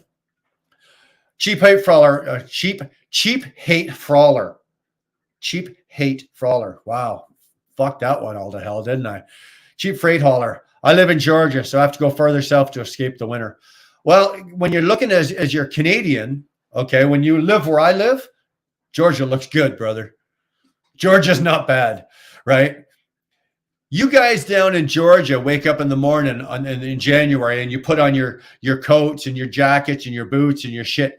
A Canadian goes down there, and I'd jump out of it. I'd have a hoodie on and a pair of jeans, and everybody would look at me like, "Are you out of your mind?" It's like, no, I'm Canadian.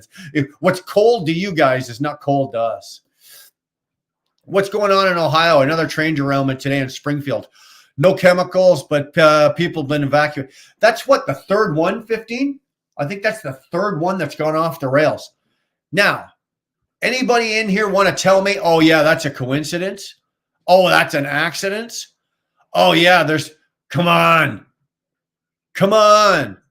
All these trains derailing? It's no accident. Something funny's going on. It's not the school closes. The buses don't run. Son drives his kids to school. You know what? Around here is same thing. But they just close the school because if the buses won't run, hey? Does he? Well, I know that Napanee's not like that. They don't close the school ever. They just close the bus. Oh, I stand corrected. Looks like Dackerly Dak and Darlene have put their heads together and stomped the wheel burner. So you guys are correct. I don't know what the fuck I'm talking about. I thought that as the schools close, the buses won't run. So or when the buses won't run, the schools just close. But I guess because it makes no goddamn sense. If the weather's so bad that the buses won't run, why do the teachers go to school? And if the teachers go to school, that means that they're there to teach somebody. And if the kids aren't going because the buses aren't running, the teachers are sitting around with their thumbs in their ass, except for people like Dackerly Dak's son drives his kids to school. So there you go. Catch all that? When the buses don't run. There you go. Buses don't run is a BS excuse. Well, you know what it is, Wizard? It is a BS excuse, but it's not. Because no school bus or no bus line wants to be in an accident in bad weather. Too many lawsuits have wiped out too many companies. Too many parents have sued, saying, well, the bus should have never been on the road. Well, on the return of that is, why the fuck did you put your kid on the bus then? But, so they're just like, basically they're covering their own ass. If the weather's too bad or they think it's going to be too bad, they cancel the bus.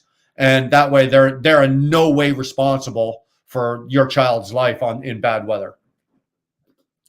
Pioneer Spirit's back. Trev, glad you're back. Thank God you made it, son. True, Dak. They have been canceled so much this year. Glad my kids are done with school. Yeah, me too. Georgia, yeah, that's the home of the nomadic Brit down in Georgia. You say the devil went down to Georgia? Yeah, so did the Brit. There should be a song about. You know what? Give Campbell 25 minutes. He could probably come up with a song about that. It was 40 here this morning, and I had to put my big jacket on. At 40 degrees, brother, I'm not wearing a coat. I got friends of mine that laugh. They judge how cold it is by what I wear. If you see me wearing a jacket, it's cold. But until it's got to be below zero before I'll put a coat on. Okay, like below freezing. I know that Americans don't do the zero. So you guys are what, 32? Is it freezing for you or whatever? So it's got to be below freezing before I wear a jacket. So, but I got guys that I work with and we'd be flatbedding and they'd be okay. They wait to see what Brian gets out of the truck wearing before they decide whether to put their coats on and their overalls and all their gear on. Poor infrastructure and maintenance. You got it. That's a big part of it. Yep, it's what happens when bureaucrats are in charge of education. Well, I don't think that's the bureaucrats that are in charge of education, Wizard. I think the buses not running that's a business decision that somebody in the bus line has decided to take, and they just don't want the lawsuit. They don't want the angry parents, and they don't want a bus being tipped over, a bus sliding into a ditch, and 25 dead mangled kid bodies on the 6 o'clock news. That nobody wants that, and they don't want that, right? Yeah, Napanee. So you're local then, Dak, eh? Dar just told me that you're local, because if they close schools, it's one less day of funding. They have to leave them open. That's a good point too. Damn, she's smart sometimes, and expect the teachers to drive in crap weather. You simply walk to school 10 miles in the snow, uphill both ways. Easy stuff. Barefoot, Barry. You forgot barefoot. You'd walk 10 miles barefoot in the snow, uphill both ways. Goddamn right. It was funny. Hold on. It was funny years ago. I took all my kids to the house I grew up in, right? So I lived in this house from the time that I was 3 until I was 17 when I left home. So for all of those years, so I showed the kids where I lived. And this is the house that Daddy grew up in. And then I went to every school that I went to. I showed them around the neighborhood and everything. This is where Daddy did this and blah, blah, blah. This is where Daddy went to primary school. Now, where I went to primary school, where I had to walk, kids get bused from closer than that. We walked. And then this is where Daddy went to secondary or to middle school, which was even farther. Again, my kids couldn't fathom the fact that we walked to school. Right. And then this is where we went to high school. And yes, okay, halfway through the high school year, you had a car and you could drive. But the first 2 years of high school for 9 and 10, actually, for me, it was just 9. You still had to walk. There was no buses. Nobody took buses. The only one time I ever had to get on a school bus was for grade 8, when my parents had finally had enough of my shit and shipped me off to private school.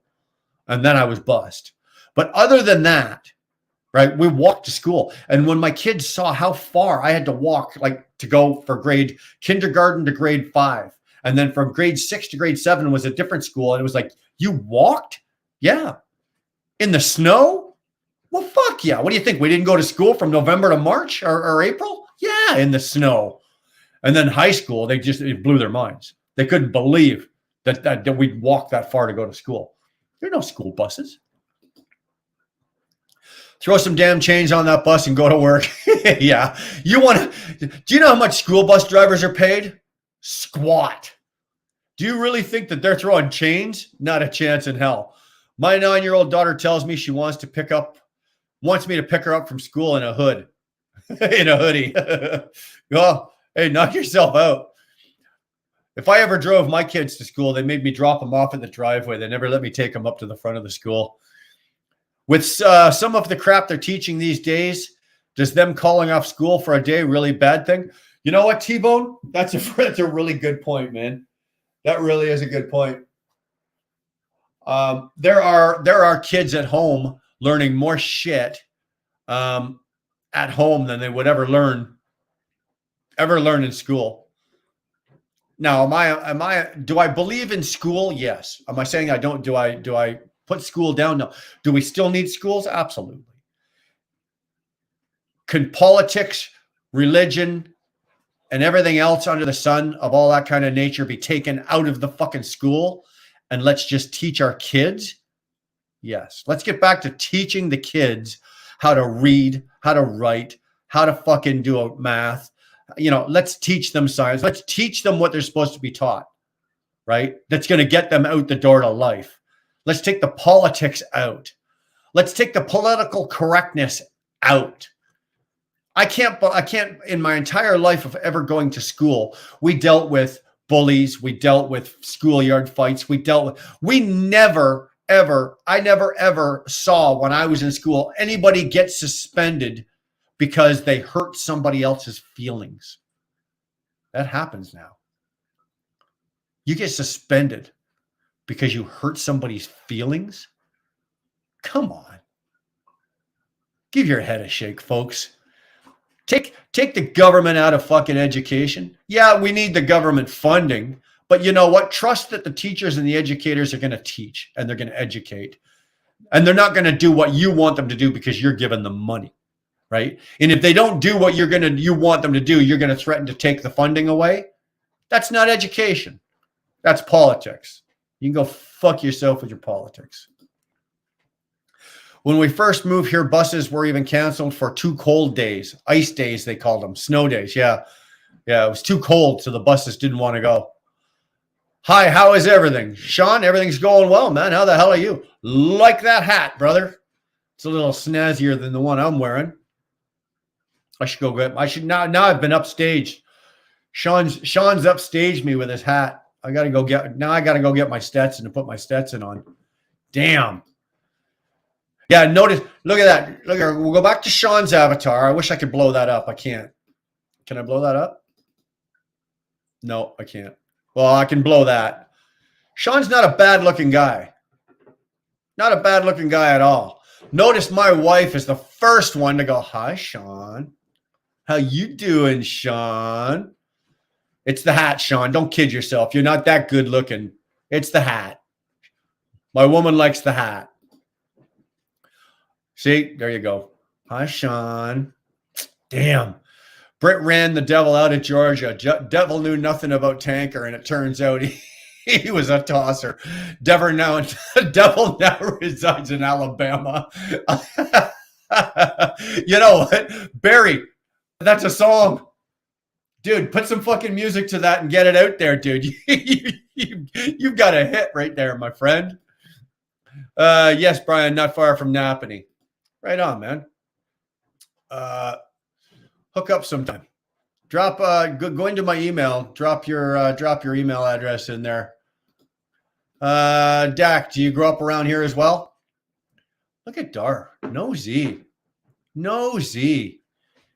NDSS. Nah, I'm gonna assume that's Napanee Secondary School. River Road, Dar. Bro, you don't have to give your location. A simple yes would have been. Just in, hello, Ray David. Just in, hello. How you doing, Ray David? Glad you're here, man. We've just been hanging out talking about everything, anything. Trucking with MC. My 2 youngest are notes homeschooled. Oh, so your 2 youngest are homeschooled. I don't know how I feel about homeschooling. Be honest with you. I've seen homeschools that was successful. I've seen homeschooling that was successful. And I've seen homeschooling that went very bad. Right. And it was no favor to the kids. Hopefully, in your case, it's on the other side of that and it's going very well and it's working well. I forgot to ask, how's your furnace holding up? It's doing well. It's doing well. Stuart threw me. He texted me a link to a little sensor that's within the furnace that I know that nobody has checked. And sure as shit, I watched the little YouTube thing that he sent me, followed the instructions with the sensor. Padoop. Guess what? Furnace is working. Wasn't the blower, wasn't the element, wasn't this, wasn't that, it was the fucking sensor. And if from what I understand, it's a $20 sensor. They're not even that expensive, but I didn't have to replace it. I actually was able to just follow the instructions. There's a way to clean it all up, put it back in, no problem.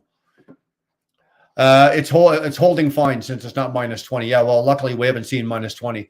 School stole my self-esteem. Mark, you are not the only one. Okay. I did not. I am not one of those where school stole my self-esteem, but I know lots of people and have friends where we came out of, say, we all went to primary school together, then we went to middle school, and it was mostly high school where you saw it happen. You'd see a guy go in from out of middle school from grade 8 and then go into high school in grade 9. And by grade 11, the guy had self-esteem issues. He had, and that's like high school does that. High school these days is brutal. I watched what my kids, all of my kids went through going through high school, because when we were in high school, we settled things a lot differently. We did things a lot differently. We behaved a lot differently. The things that my kids had to endure because they weren't allowed to stick up for themselves. They weren't allowed to raise a hand. They weren't allowed to do certain things. It wasn't acceptable. And they had to basically sit there and take it. I never ever allowed a teacher to put hands on me. Right now, teachers these days are not allowed to put hands on you. But if a teacher pushes or moves you and you haul off and drop that teacher, you're going away for a while. You're going to disappear. Today, back then, not so much. But yeah, I agree with that. School stole my self-esteem. You're not the only one, man. I totally agree. Yeah, I agree with that as well. Everyone's saying hi. Dar saying hi to Ray. Mark, that has happened to so many. Saw it happen with our own. And I wasn't going to go there, but Dar just did. So yeah, we did go through that with couple of our kids. Principal and deans used to use a wooden paddle upon an ass back in the school days. Then daddy gave you an ass whooping when you got home. Bang. Nailed it, Barry. Used to get, well, they didn't, I don't know how old you are, Barry, but we didn't have the wooden paddle on the hands or on the ass. We had the leather strap on the hands. You put your hands on the desk and then they'd give you the strap.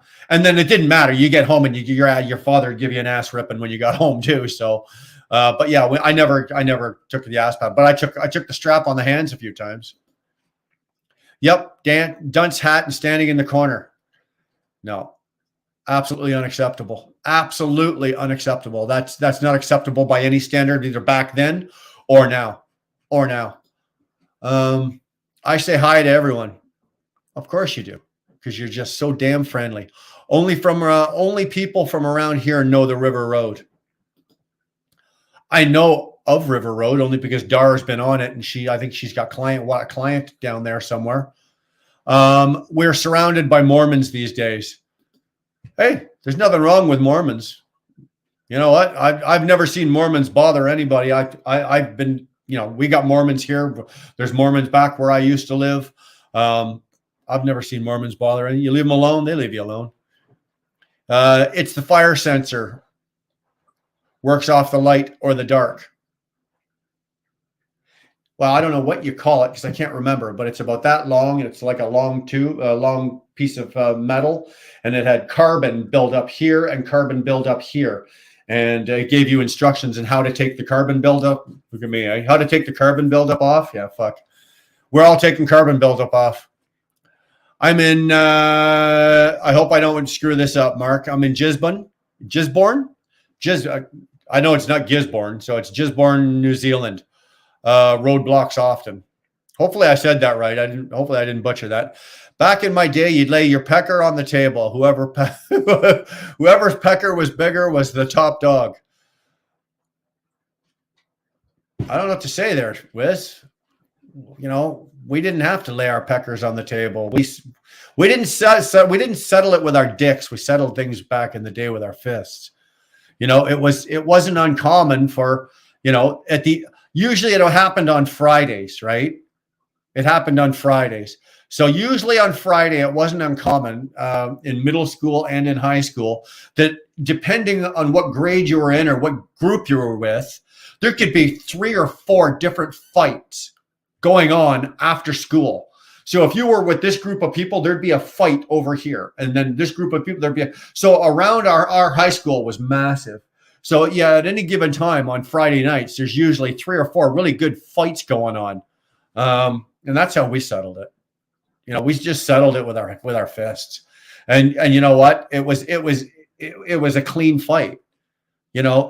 You got knocked down, you got knocked on your ass. If you got back up, you could keep fighting. If you didn't get back up, the fight was over. The other guy won. Everybody fucks off. Fight's over. None of this gang banging, jumping on, screaming, yelling, weapons. You know what? We did it. We did it with our fists. We did it the old-fashioned way, man. Teachers used to use a belt back in the day. Whack on the hands.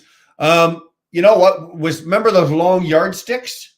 That's what we had, right? Now, the teachers wouldn't hit us in the hands, but if, for example, I was at my desk right now and I was fucking around and she was up there talking, he or she was up there talking, she could take that yardstick and she could smack it on the corner of my desk, and the sound was such, with that crack of that sound would scare the shit out of you so bad, it would straighten you up real quick.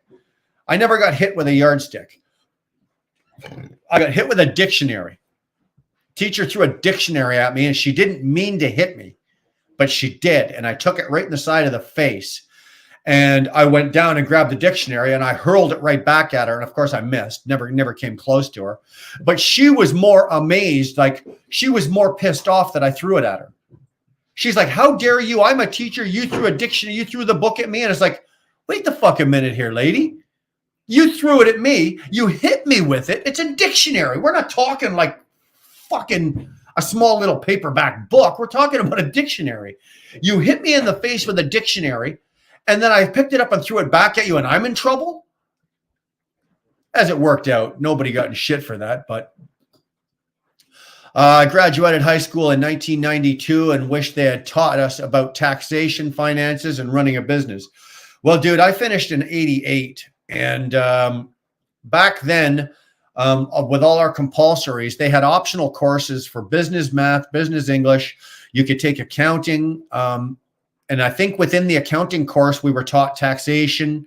I don't know now. I don't know which part of the country you're from or where you're at, Trev, but some of that was taught, not to the degree that I would really appreciate it today, because my favorite people these days are like my accountants and tax people. And civics schools abandoned teaching civics. Dude, you show me a school today that's teaching anything of what they taught back then. They don't even teach you, they don't even teach you how to write now. They don't teach you how to write. They don't teach you. My children, 2 of my kids can't do cursive.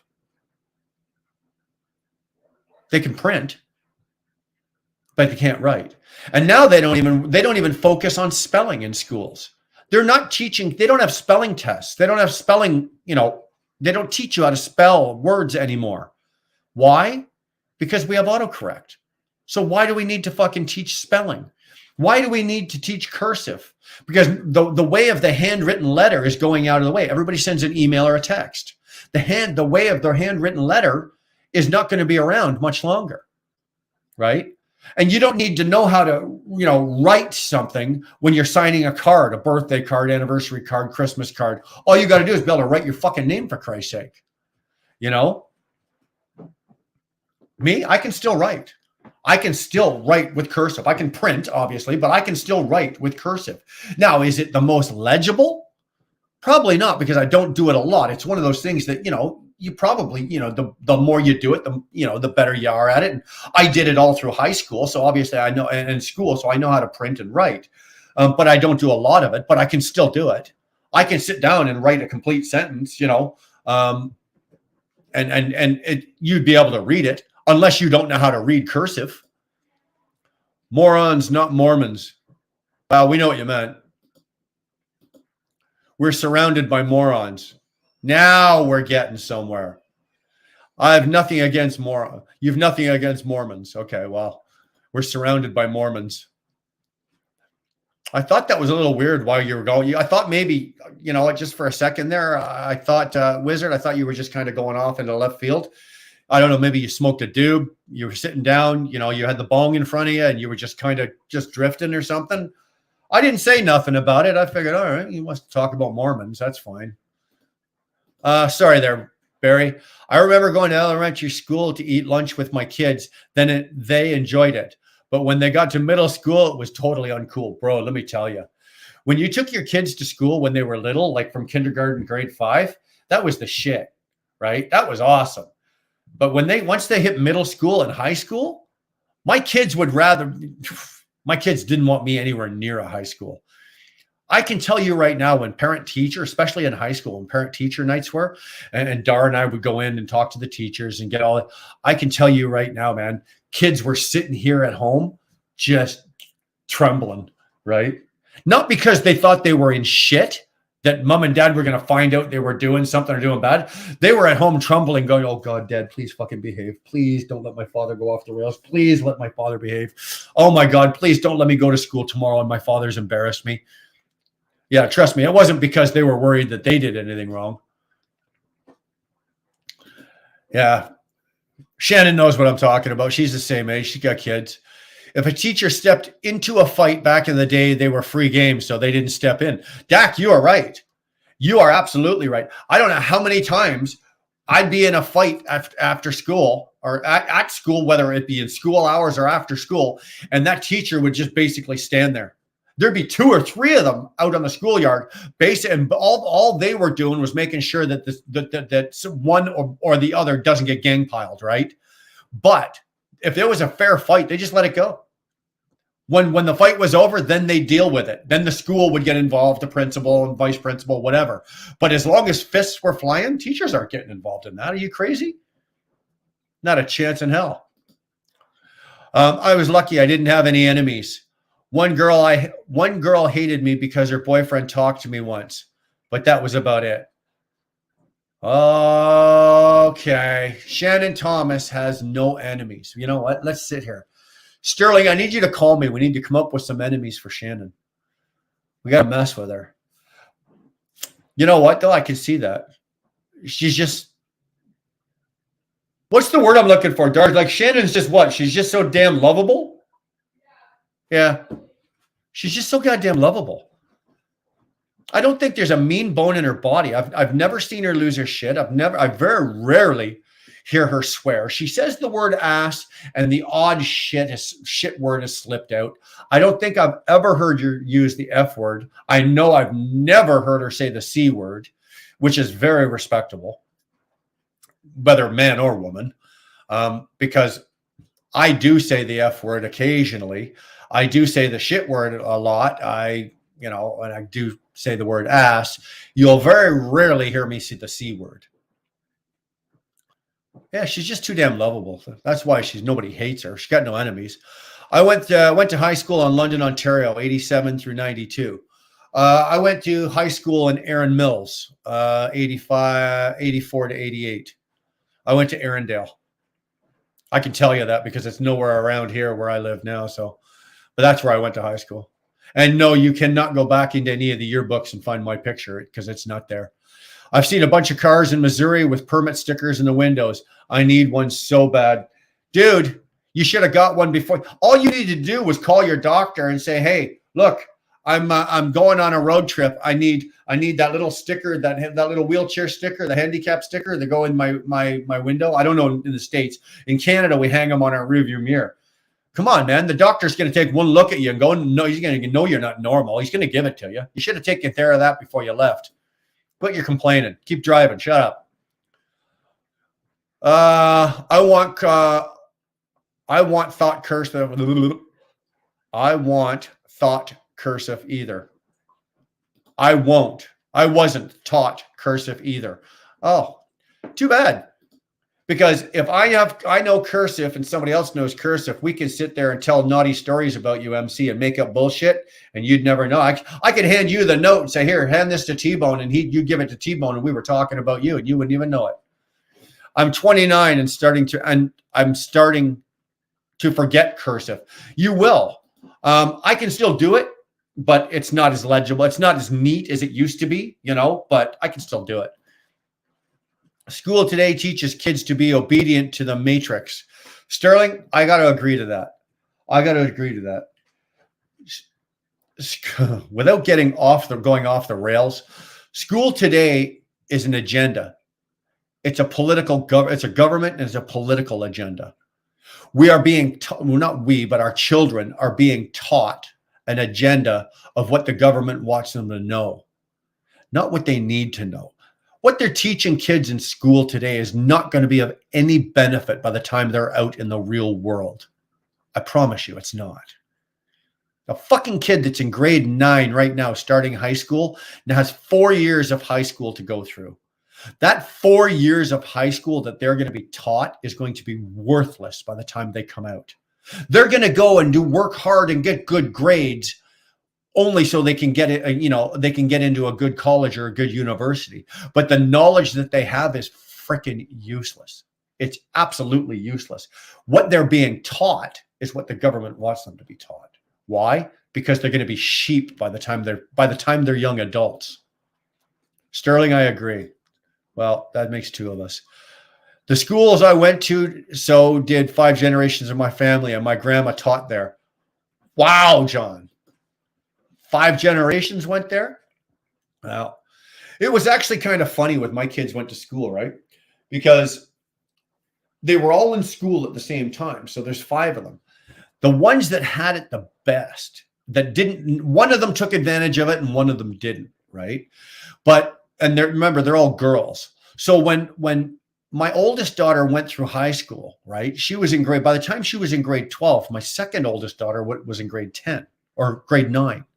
Right. So then the oldest one went out, but she had already been in that school for 4 years and everybody knew her. And then the little sister came through. Right. So then by the time the second oldest daughter was in grade 11, then the next oldest daughter was in grade 9. So at any given time, the daughters were always in school with each other. Now, the final 2 kids had 3 older sisters already go through that high school. Do you think they ever got bothered? Not really.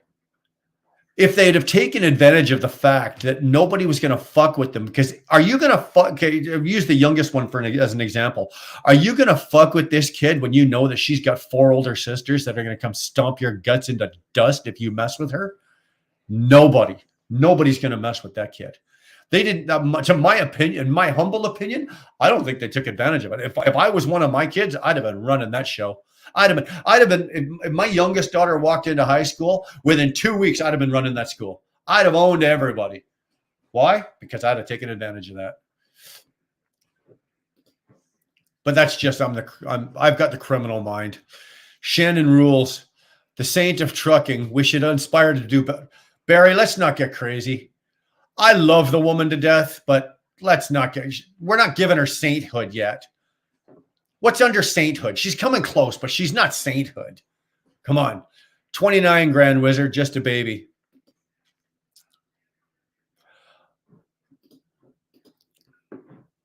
I do cry myself to sleep some nights. Yeah, you and me both.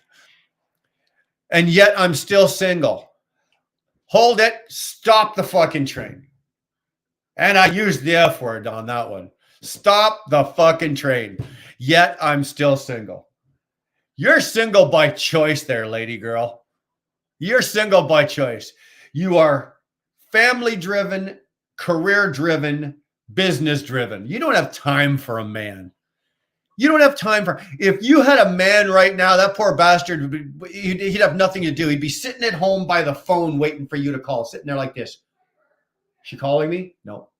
She calling me yet? No. Why? Because you're putting all your ducks in line and you're getting all your shit together. That's why. So don't, and yet I'm still single. I call BS on that. Just Trucking's just stopping by to say hi to the WBE. Thanks for stopping in, Justin. Appreciate that, brother. There's another busy part-timer. That's what I call him. He's a busy part-timer. When he's working, he's busy, but when he's not busy, he's part-time in it. Love his channel though. I can read it, but not very good at writing it. Well, I should have been a doctor the way I write. Being single is not bad, Shannon. Hard to be in a relationship when you're on the road all the time. No, I think Shannon's doing exactly what she needs to do to take care of her life. She's got a good life. It's just my opinion. Who am I to say what's right and what's wrong? But in just my opinion, I think she's doing it right. I think she's doing the right things. She's listening to the right people. She's taking advice, and she's using something that not a lot of fucking people use these days. It's called common sense, and she has a lot of it. And she's not afraid to use it and rely on her own common sense. She's not easily directed. She's not being, you know, if somebody said, Shannon, just go do this, and she doesn't just run off and do it, right? Okay, that's enough. That's enough pumping up Shannon. Her head won't. She won't be able to get her head out the door of the truck. Never heard of that, Grand Wizard. Hold on, I missed something here. There's a lot of male lot lizards out there. Yeah, they all hanging out right by Shannon's truck. Ask any homeless dude, he'll say yes. That's true, eh? Yeah, it doesn't matter how ugly a woman you are, a fucking homeless guy will always say yes. It's always been the way, Wheel Burner. We are just now figuring it out. Atta girl. And you know what, Shannon? We're all sitting here, we're all rooting for you. Shannon, Dee Dee says otherwise. She isn't chopped liver. Know your role. You're in a lover's triangle. Truck, pup, and Shannon. There you know what? Barry's got it. Barry's got Shannon. I think Barry's got Shannon figured out. He does. He does. Shannon is only single because the truck won't let go of her. Well, I think now it's Shannon. I think Barry's right. It's Shannon, Dee Dee, and the truck. It's a triangle. Yeah. In public high school, I got a lot of fights with the Catholic school boys because I was chasing their frisky Catholic girls. Worth the black eyes, the girls taught me a good life lesson. Tank, you just opened up a whole door, okay? Because where I was from, we were the exact same way, okay? In high school, I went to Arundel Secondary School. Now, just happened to be just down the road was St. Ignatius Loyola, the Catholic school, right? Now, ask me, how many girls in my own high school did I date? What's that, Brian? What's that? How many girls in your own high school did you date? Very few. Why? There was a big old Catholic high school down the street with what Tank calls them frisky Catholic girls. Frisky Catholic girls wearing short little Catholic skirts. Yeah. Them were the good old Tank. Those are the good old days, eh? Them were the good old days, Tank. I'm telling you. Dax gotta go eat. Have fun, everybody. Yeah, we're having a party. I agree. Shannon's doing it right. Trucking MC, you're damn right she is. Yeah, that's right, unfortunately. Bye-bye, Dak. Thanks for joining. Yeah, thanks for hanging in. Shannon needs a cute little puppy. Oh, my God. Where have you been, man? Shannon's got a cute little puppy. Actually, no. Sorry. The cute little puppy has Shannon. Let's not fool ourselves here. Shannon doesn't own the puppy. That puppy owns Shannon. Dee Dee owns Shannon. It's the other way around. Actually, Shannon's got two owners. She's the owner. Dee Dee owns her, and that truck owns her. And don't get me wrong, I'm no different. My truck owns my ass too. Thanks, all my love to you all. I'm trying with all I have, and you're just killing it, sweetheart. You really are. He didn't date them. He just banged them. Easy. Easy. You know what sucks sometimes? Okay. Dar's not listening. This is just between us, okay? You can't hear me right now. Go do some dishes or something. She's like, "What did you just say to me?"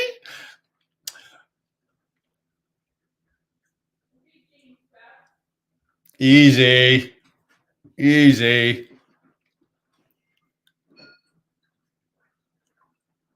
Anyway, let's get away from that, okay? she's in. I don't hear dishes slamming, so if they're hanging out by my truck, I'd drive away.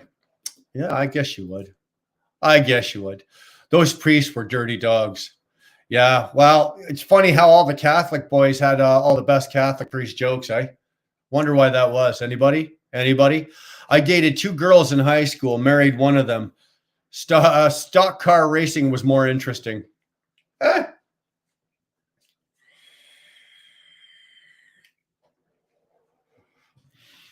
We in high school we were into motorcycles, right? We were always into motorcycles and Harleys and shit like that. So it was always fun to have a motorcycle with a Catholic girl on the back.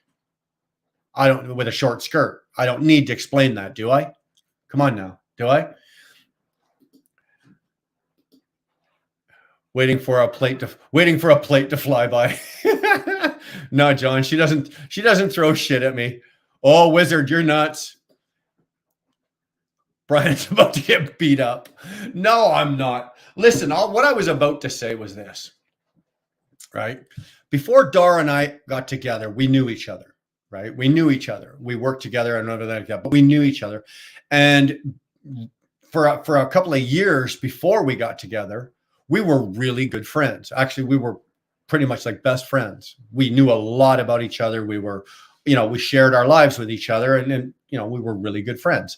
There wasn't a lot of aspects of my life that Dar didn't already know about, right? And I if I would have known that I was going to hook up and marry the woman, would I have told her all that shit? Fuck no. Are you out of your mind? That's like handing a fucking gun to somebody and just saying, here, let me put the bullets in it for you, right? Would I have done that if I'd have known would I have done that? No. But she does know. She does know. And what did you say? Did you guys hear that? She just came in and went, here, massa, that's for you. She's making me look like such a fucking asshole here, isn't she? Eh? I say something like that, I piss her off, and she still comes in and gives me my dinner. Guys, I am so fucking... Anyway, he gets nothing now. Well, I got my pot pie, so I'm okay. I got a chicken pot pie in front of me here, and it is good, and I am hungry. Watch out for bottle opener, Brian. Yeah, no kidding. If I go to bed tonight and I notice the bottle opener's missing, I'm not going to bed. That's not happening. It's coming for him, Sterling. I don't think so. You ruined it, Brian. No more fudge no more fudge pops for you. Well, in that case there, I don't have to ask. I know where the fudge pops are. I can raid that kitty counter anytime I want to. I don't know what it is. I got a tickle going on in my nose. I don't know. Sorry, guys. I don't mean to be twitching this area. Something going on. Shannon's got, of course, Shannon's laughing at me. Why else? I wonder if that sandwich is laced. Well, actually, I'm looking at this pot pie going, I should have a royal taste tester. Sterling, detour and come on up here. I need you to test this pot pie before I eat it. You know what? I know she won't kill me. You know how I know she won't kill me? I'll simply tell you this. My earning potential still outweighs my life insurance policy. So if I die, right, she's only going to get $1 million. But my earning potential at my age still far exceeds $1 million. So when the earning potential drops below the $1 million threshold, like say when I'm 69 and a half, I'm done. I know I'll have to start sleeping with one eye open. I know that's how it's going to have to be. Oh, yeah, you got dinner laced with some X-Lax. No, there's no X-Lax in the house. No. Mark Lewis, I love Dar. Well, Mark, I love her too. Although I'm not against, renting her out hourly, bi-weekly, whatever you want. I'm not eating because the pie's too hot. Have Dar test it. Are you fucking kidding? She handed it to me and ran like hell. Thanks, Mark. Shannon, that's love, bro. You're right, Shannon. That is. And you are one of the most loving people that I know. And I wish at times I had more of those attributes. I do try to encourage people as much as I can. I try to help them as much as I can. But I am not as loving as you are. Unfortunately, I'm just not built that way. Unless you're one of my kids or my wife, in which case I'm wrapped around their little pinkies and they get whatever the hell they want out of me.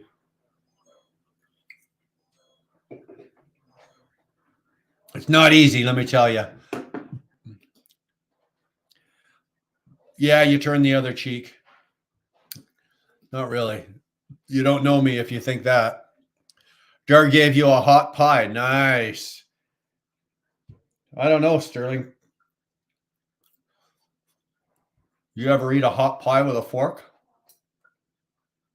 Think about that. Barry. But Dar has 50 chickens with egg prices. She has the upper hand. Dude, she doesn't have any chickens yet. I'm actually, I'm going to be honest with you. I'm anticipating going up on the ice road. So I'm going to be gone for a couple of weeks, 3 weeks.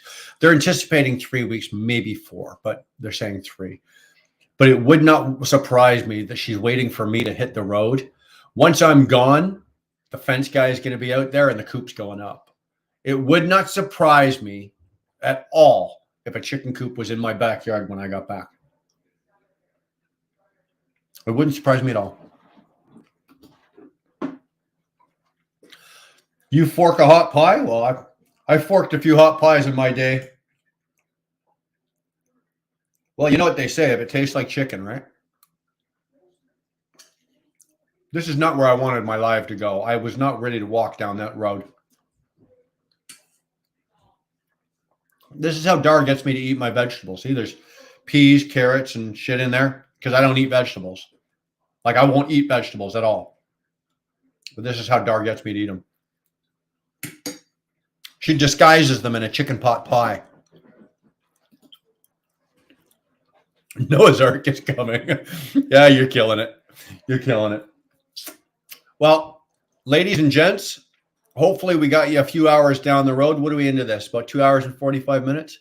2 hours and 40 minutes? I'm going to eat this pie. I really don't want to be doing it in front of all of you guys. I do want to spend a little time with the family before I go. I am leaving tomorrow morning, and I'm going to be gone for a couple of weeks, 3 weeks. So I'd like to spend the rest of the evening with Dar and the kids. So I would love to spend it with all of you guys. If you guys all want to come over, we can all hang out together. I got no issue, no problem with that. There's enough booze, smokes, weed in this house to get all of you drunk, stoned, and fed. But if you can't, then I understand. But I'm going to go. Sterling, hopefully we got you farther enough down the road. Where are you? Got you to Columbia, Missouri. What does that say? Sorry, my eyes, I got to blow it up. You got you to Columbia, Missouri. Right on, brother. Well, I don't know how much farther you're going tonight, but dude, please be safe. All my love to you. You know, Dar and I love you, and be safe and check in. Don't be afraid to pick up the phone and call either, eh? Wizard, thanks, man. You guys be safe. Everybody, Spirit, Trev, good talking to you. Like I said, when I'm done here, let me finish my pie, Trev. I'll send you an email with my phone number, and let's do some talking. Shannon, oh my God. Dar, oh, what the hell did you say? Oh my God, Dar, O-L, Raz. All Raz? Dollar Raz? You got me, Shannon. You finally got me. Don't have a clue. See you, Mark. Later, boys and girls. Have a good night, everyone. Flatbed. Flatbed, drop an email. Drop me an email. wheelburnerexpress@gmail.com. Drop me an email. And we can exchange some information. If there's anything I can do for you, if there's anything I can help you with, excuse me, about starting your channel, if there's anything I can do, I'll be happy to help you out, man. In the meantime, like I said, start putting video material together. And remember, if you're shooting video for YouTube on your phone has to be like this on your camera, okay? If you shoot like this, it won't format properly and it'll look silly on your channel. Always shoot that way. Free advice. That one there I won't charge you for, okay? All right, you guys, I'm out of here. Greg, thanks, man. Talk to you guys later. Shannon, you have a good night, sweetheart. Be safe. All right, Barry, talk to you later. Cluck, cluck, dar. All right, boys. Later.